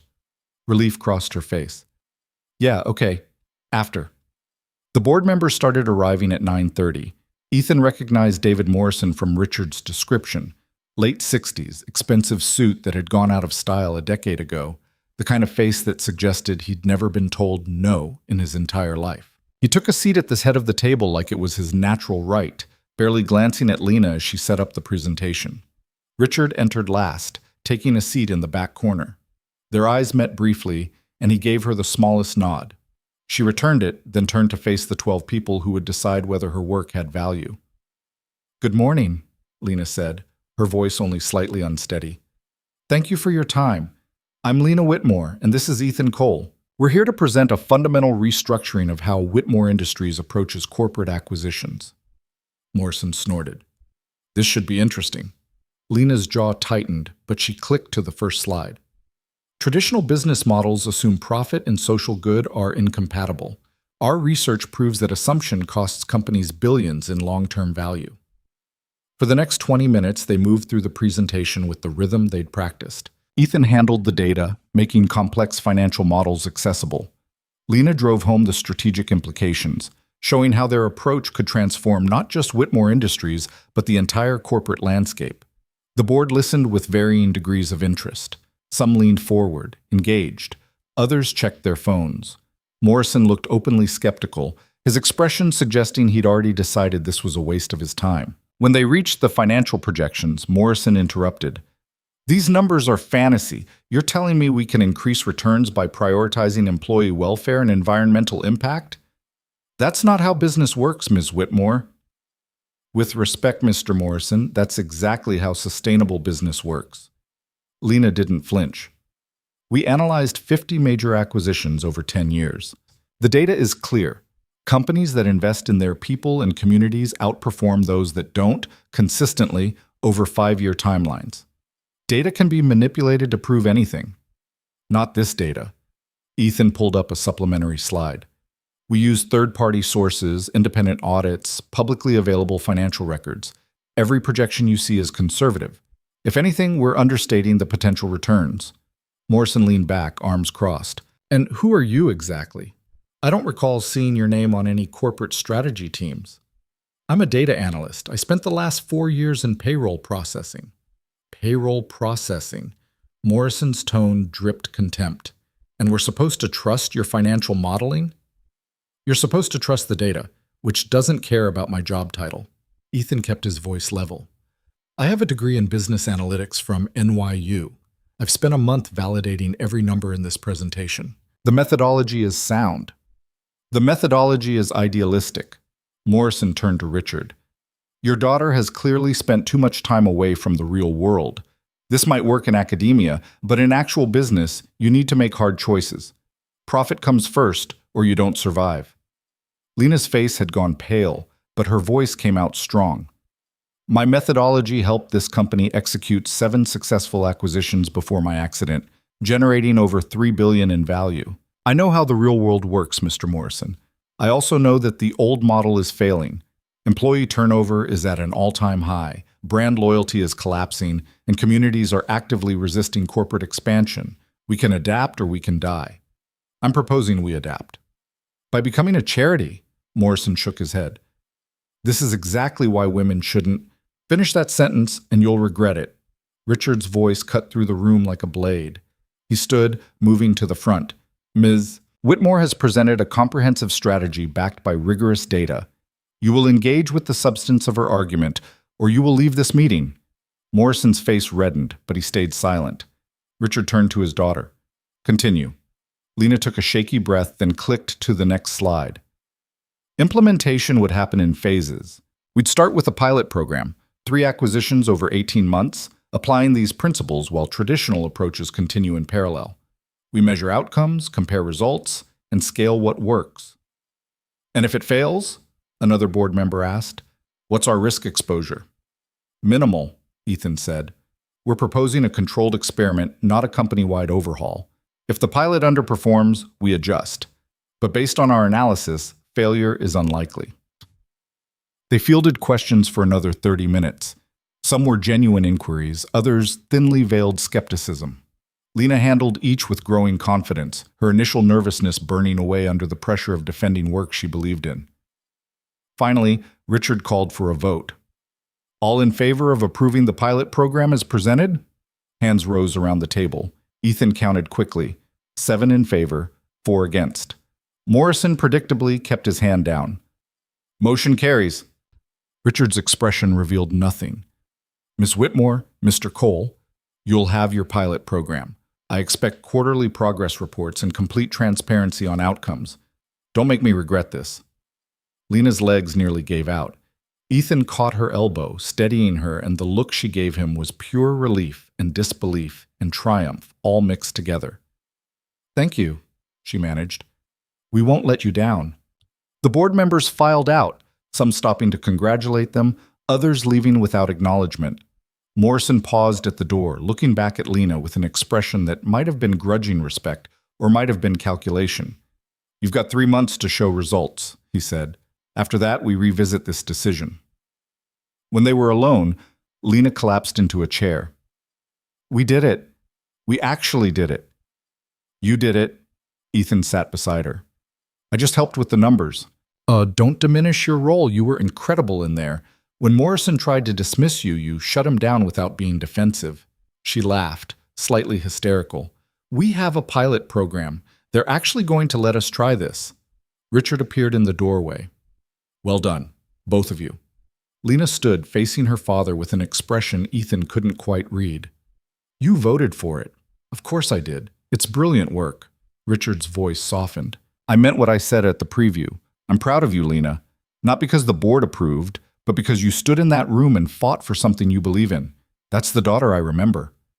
Something broke in Lena's composure. She crossed to her father and hugged him, hard. Richard looked startled for a moment, then wrapped his arms around her, his eyes suspiciously bright. "I'm sorry," Lena said into his shoulder, "for the last 3 years, for withdrawing, for making you feel like you lost me. I was so scared, Dad. I didn't know how to be me anymore." "You never stopped being you. You just needed time to find your way back." Richard pulled away, gripping her shoulders. "And you found help. Mr. Cole, I owe you a debt I can't quantify." "You don't owe me anything," Ethan said. This was all Lena. It was both of you. Richard's gaze moved between them, and Ethan wondered what he saw there, what he'd guessed about the shift in their relationship. "Take the rest of the day. Celebrate. You've earned it." After Richard left, Ethan and Lena stood in the empty conference room, the enormity of what they'd accomplished slowly sinking in. "I need to call Jamie," Ethan said. "Tell him the good news. Bring him to my apartment. I'll order food. We can celebrate properly." Lena hesitated. "Unless that's too much? Too fast?" "It's perfect." Jamie was ecstatic when Ethan picked him up from school early, asking 1,000 questions about the meeting, about whether they'd won, about what happened next. On the subway to Manhattan, he chattered about his day, a spelling test he'd aced, a kickball game at recess, a friend's upcoming birthday party he was invited to. "Can we get him a present?" Jamie asked. "A good one?" "We can get him a good one," Ethan promised, thinking about the salary increase that would hit his account, about the stability it represented, about the breathing room it would give them both. Lena had ordered enough food for a small army. Chinese takeout covered her dining table, lo mein and dumplings and kung pao chicken and spring rolls. She'd even gotten Jamie's favorite, orange chicken, which he attacked with 7-year-old enthusiasm. "So you won?" Jamie asked around a mouthful of rice. "The board people liked your idea?" "They approved a pilot program," Lena explained, "which means we get to try our idea and prove it works." "That's good, right?" "That's very good." Jamie nodded sagely. "My dad said you were nervous, but you don't look nervous now." "I'm not. Not anymore." She smiled at Ethan. "Your dad helped a lot." "He's good at helping. He helps me with homework even when he's really tired." Jamie took another bite. "Are you guys going to keep working together?" "We are," Ethan said. "For at least the next 18 months. "Cool. Can I come to your apartment and do homework sometimes? It's nicer than ours." "Jamie, I'd love that," Lena cut in. "You're my clarity consultant, remember? I need you to keep me honest." They ate and talked, the conversation flowing easily, and Ethan watched his son engage with Lena like she was someone who'd always been part of their lives. No wariness, no judgment, just acceptance. Kids were good at that, seeing people clearly, without all the baggage adults carried. After dinner, Jamie fell asleep on the couch again, his head on a cushion, his body sprawled in the boneless way of exhausted children. Lena and Ethan stood on her balcony like they had the night before. The city spread below them, the cold November air sharp and clear. "We need to talk about last night," Lena said quietly. "Yeah, we do." "I kissed you." "You did. And you kissed me back." "I did." Ethan turned to face her. "Lena, I meant what I said. I care about you. But I need you to know what you'd be getting into. I'm a package deal. Jamie comes first, always. Some women can't handle that, can't handle being second priority. And I have baggage, grief I'm still processing, a life built around single parenthood that doesn't leave a lot of room for spontaneity. I'm not easy. Neither am I. She met his eyes. I have panic attacks. I have days where I can't leave my apartment. I have a scar that makes people uncomfortable and a history of corporate intensity that destroyed my last relationship. I'm probably going to need reassurance constantly, and I'm definitely going to overthink everything. I'm a lot of work. So we're both disasters. Complete disasters. She took his hand. But maybe disasters who could work well together? Maybe. Ethan stepped closer. I'm not looking for casual, Lena. I don't have time for casual. If we do this, I need to know you're serious. I'm serious. I'm terrified, but I'm serious. Her voice dropped. I haven't felt this alive in 3 years. You make me want to try again, not just with work, but with everything, with life, with believing I deserve good things. You do deserve good things. Then maybe you could kiss me again, and we could figure out what this is together? Ethan kissed her, slow and careful, tasting possibility and fear and hope all mixed together. When they broke apart, Lena was smiling, really smiling, the kind that transformed her entire face. We're going to have to tell my father, she said. That's going to be awkward. Spectacularly awkward. She laughed. He's going to give you the protective dad speech. Probably threaten to destroy your career if you hurt me. Can he do that? Absolutely. But he won't, because you're good for me, and he knows it. She rested her head on his shoulder. What are we going to tell Jamie? The truth, when the time is right. That his dad met someone special, that she makes him happy, that she's going to be part of our lives if that's okay with him. What if it's not okay with him? Then we go slow until it is. But I think he already likes you. He asked if you'd come to his dinosaur presentation at school next month. Lena's eyes went bright. He did? He said you're smart about science, and you don't talk to him like he's stupid. Ethan smiled. High praise from a 7-year-old. They stood together in the cold, watching the city lights, two broken people who'd found each other in the least likely way possible. Inside, Jamie slept peacefully, trusting his father to make good choices. Tomorrow, they'd start the real work of implementing the pilot program, of proving their concept could work in practice, not just theory. But tonight was just for this, for being together, for acknowledging that sometimes the best things came from the worst circumstances, that courage looked like asking someone to dance and like saying yes. The weeks that followed were chaos of the best kind. Ethan officially transitioned out of his data entry job, suffering through an awkward farewell lunch where his former coworkers clearly thought he'd lost his mind. Jamie adjusted to the new schedule, splitting afternoons between his grandmother and Lena's apartment, where he'd claimed a corner of the office as his homework spot. The pilot program launched with 3 target companies, a regional healthcare provider, a manufacturing firm, and a tech startup that showed promise. Lena and Ethan worked 12-hour days building implementation plans, coordinating with acquisition teams, monitoring metrics. It was exhausting and exhilarating and exactly what both of them needed. Richard watched from a distance, offering guidance when asked, but mostly letting them run the program their way. The board remained skeptical, Morrison especially, who seemed to be waiting for any excuse to declare the experiment a failure. 2 months in, the healthcare acquisition hit a snag. Employee retention numbers were below projections, and the local community was resisting planned facility expansions. Morrison called an emergency board meeting, demanding they abandon the pilot. This is exactly what I predicted, he said, gesturing at the unfavorable data. Idealism doesn't work in the real world. We need to cut our losses and go back to proven methods. Lena stood at the front of the conference room, but this time she wasn't afraid. Mr. Morrison, we're 2 months into an 18-month program. Of course, we're hitting obstacles. The question isn't whether there are challenges, it's how we respond to them. By admitting failure and moving on. By doing our jobs. Ethan pulled up a supplementary analysis. The retention issues stem from communication gaps during transition.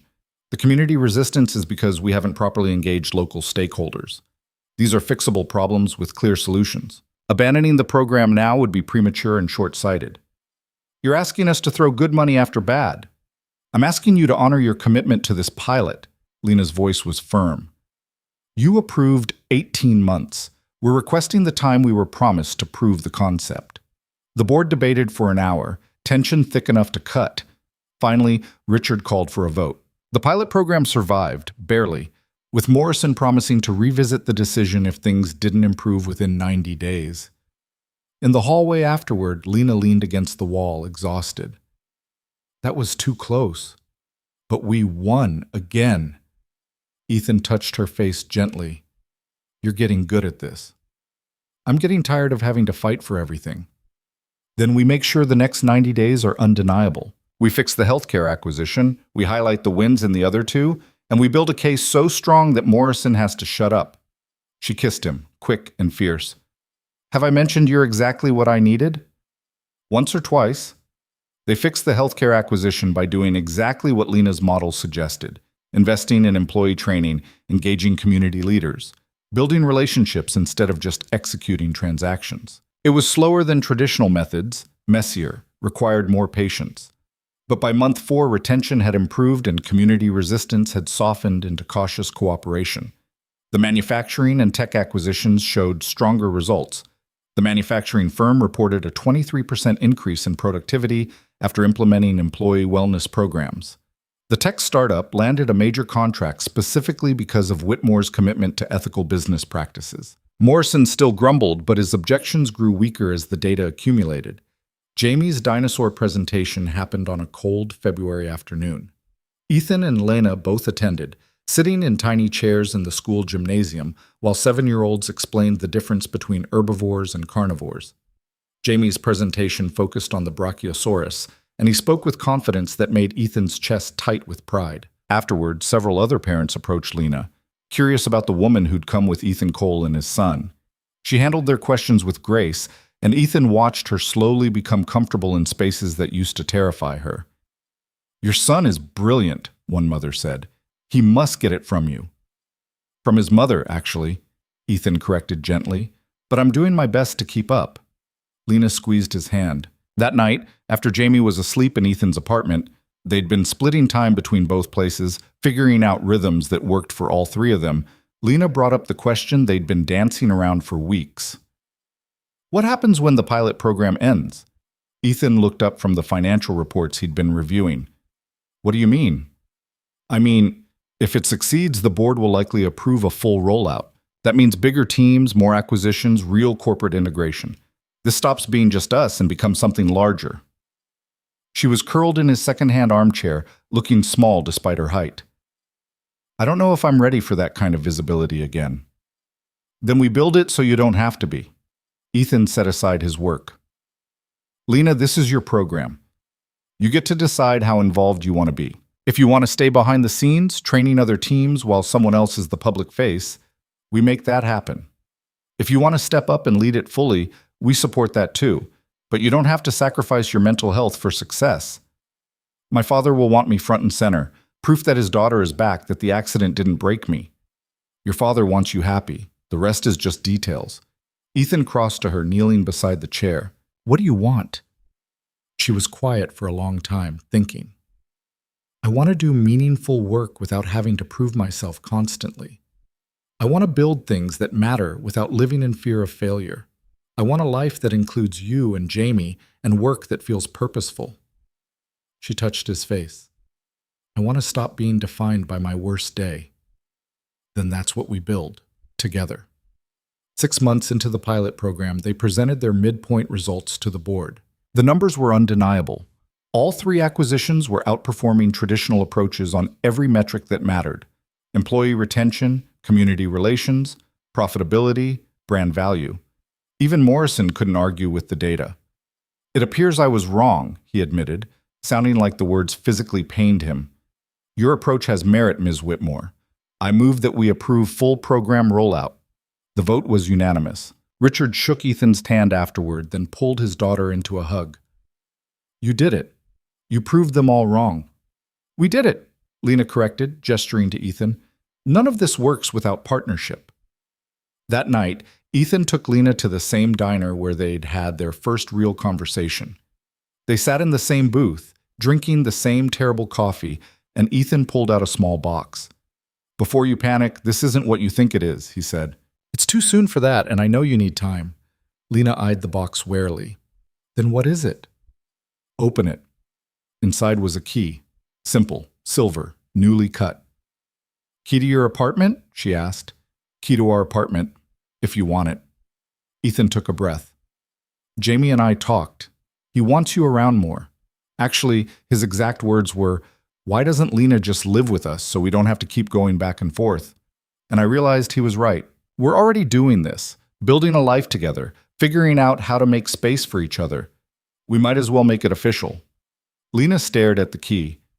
You're asking me to move in. I'm asking if you want to build something with us.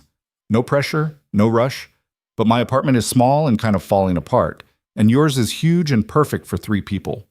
Jamie already has a homework spot. You have space for an office. We could make it work, if you wanted. What about your independence, your careful boundaries around Jamie? Those don't disappear. But Lena, you've been part of our lives for almost 7 months now. Jamie adores you. You've had dinner with us probably 5 nights a week. You know his bedtime routine better than his grandmother does. This isn't rushing into something unknown. This is acknowledging what's already true. She picked up the key, turning it over in her fingers. I have conditions. Name them. I need my own space sometimes. Days where I can close the door and work or just exist without having to be on. I need you to be patient when I have bad days, when the panic attacks come, when I shut down. Her voice was steady. And I need you to promise that if it's not working, if Jamie's struggling or you're feeling trapped, you'll tell me. I can't be the reason your life gets harder. Deal. My conditions, you stop apologizing for taking up space. You accept that Jamie and I want you here, that this isn't charity or obligation, and you promise to tell me when you need support, because I can't read your mind and I'm going to mess up sometimes. Deal. She closed her fingers around the key. When would this happen? Whenever you're ready. Tomorrow, next month, next year. There's no deadline. Lena looked at him across the diner table. This man who'd asked her to dance when everyone else looked away, who'd believed in her work when she'd stopped believing in herself, who'd shown her that broken things could still build something beautiful. How about next weekend? She said. That gives me time to pack, to talk to my father, to process the fact that I'm moving in with a man I met 7 months ago at a gala I didn't want to attend. Ethan smiled. Next weekend works. They told Jamie that night after Lena's official answer. His response was to jump on his bed cheering until Ethan made him stop before he woke the neighbors. Does this mean Lena's my family now? Jamie asked when he'd calmed down. Lena knelt beside his bed. Would that be okay with you? Yeah, you're nice and you're smart and you help Dad not be sad all the time. He looked at his father. You're less sad, right, Dad? Much less sad, buddy. Good, Jamie yawned. Can Lena read me stories sometimes? She does good voices. I can do that, Lena promised. After Jamie fell asleep, Ethan and Lena sat in the living room of his small apartment, planning the logistics of combining their lives. It should have felt overwhelming, but instead it felt right, like pieces clicking into place, like coming home after a long journey. I'm scared, Lena admitted. Me too. What if we mess this up? What if I'm not good at being part of a family? Then we figure it out together. We mess up, we apologize, we try again. That's what families do. Ethan pulled her close. Lena, you already are good at this. You've been part of our family for months. This is just making it official. She rested her head on his shoulder. I never thought I'd get this. After the accident, I was so sure that part of my life was over. Love, partnership, belonging somewhere. And then you asked me to dance. Best decision I ever made. Second best, she corrected. The best was saying yes to working together. That was your decision. Then we both made good choices. She kissed him softly. Thank you, Ethan Cole, for seeing me, for believing I was worth the effort, for giving me a reason to come back to life. Thank you for letting me, for trusting me with your work, your vulnerability, your brilliant, beautiful, complicated self. He kissed her back. For showing me that it's possible to build something new without forgetting what we've lost. They sat together in the quiet apartment, two people who'd found each other in the wreckage of their separate tragedies, who'd built trust and partnership and love from nothing but courage and honesty and the willingness to try. The city hummed outside, indifferent to human stories of redemption and second chances, but inside that small Queens apartment, something precious was taking root. A family built not by blood or tradition, but by choice, by showing up, by believing that broken people could heal each other through the simple act of being seen. 18 months after that first dance, Lena stood in front of the Whitmore Industries board presenting the full results of her pilot program. The initiative had exceeded every projection, transforming how the company approached acquisitions and setting industry standards that competitors were scrambling to match. She spoke with confidence earned through months of proving herself, through learning to trust her own competence again. Ethan sat in the back row next to Jamie, who'd insisted on coming to see Lena win. Richard sat across the aisle, his face showing pride that he'd stopped trying to hide. When the presentation ended, the board gave Lena a standing ovation. Morrison was the first on his feet. "Ms. Whitmore," he said, "I owe you an apology. I doubted your approach, doubted your capabilities, and I was wrong on both counts. This is transformative work, and I'd be honored to support its continued expansion." Lena accepted his words with grace she'd learned through practice. "Thank you, Mr. Morrison. I appreciate your support." After the meeting, Richard pulled her aside. "I'm promoting you to VP of Strategic Acquisitions. Full authority over implementation, your own team, whatever resources you need." "Dad, I can't." "You can. You've proven it." He smiled. "And before you worry about the visibility, Ethan's already agreed to be your co-director. You'll share the leadership, split the public responsibilities, work together just like you have been. If that's what you want." Lena looked across the room at Ethan, who was listening to Jamie explain something with wild hand gestures. Her partner, her love, the man who'd seen past every barrier she'd built and decided she was worth the effort. "That's what I want," she said. That night, they celebrated at Lena's apartment, their apartment now, transformed over 18 months into a home that belonged to all three of them. Jamie's drawings covered the refrigerator. Ethan's running shoes lived by the door next to Lena's heels. Family photos competed for space with Lena's artwork. Jamie fell asleep early, exhausted from excitement. Ethan and Lena stood on the balcony in the warm spring air, the city spread below them like possibility made visible. "We did it," Lena said. "Actually did it." "You sound surprised." "I am, a little. There were so many points where this could have fallen apart." She leaned against him. "When I think about where I was 2 years ago, isolated, terrified, convinced my life was over, and where I am now, it doesn't seem real." "It's real. You made it real by refusing to give up. We made it real." She turned to face him. "Ethan, I need to tell you something." "That sounds ominous." "It's not. It's just—" She took his hands. "I love you. I'm in love with you.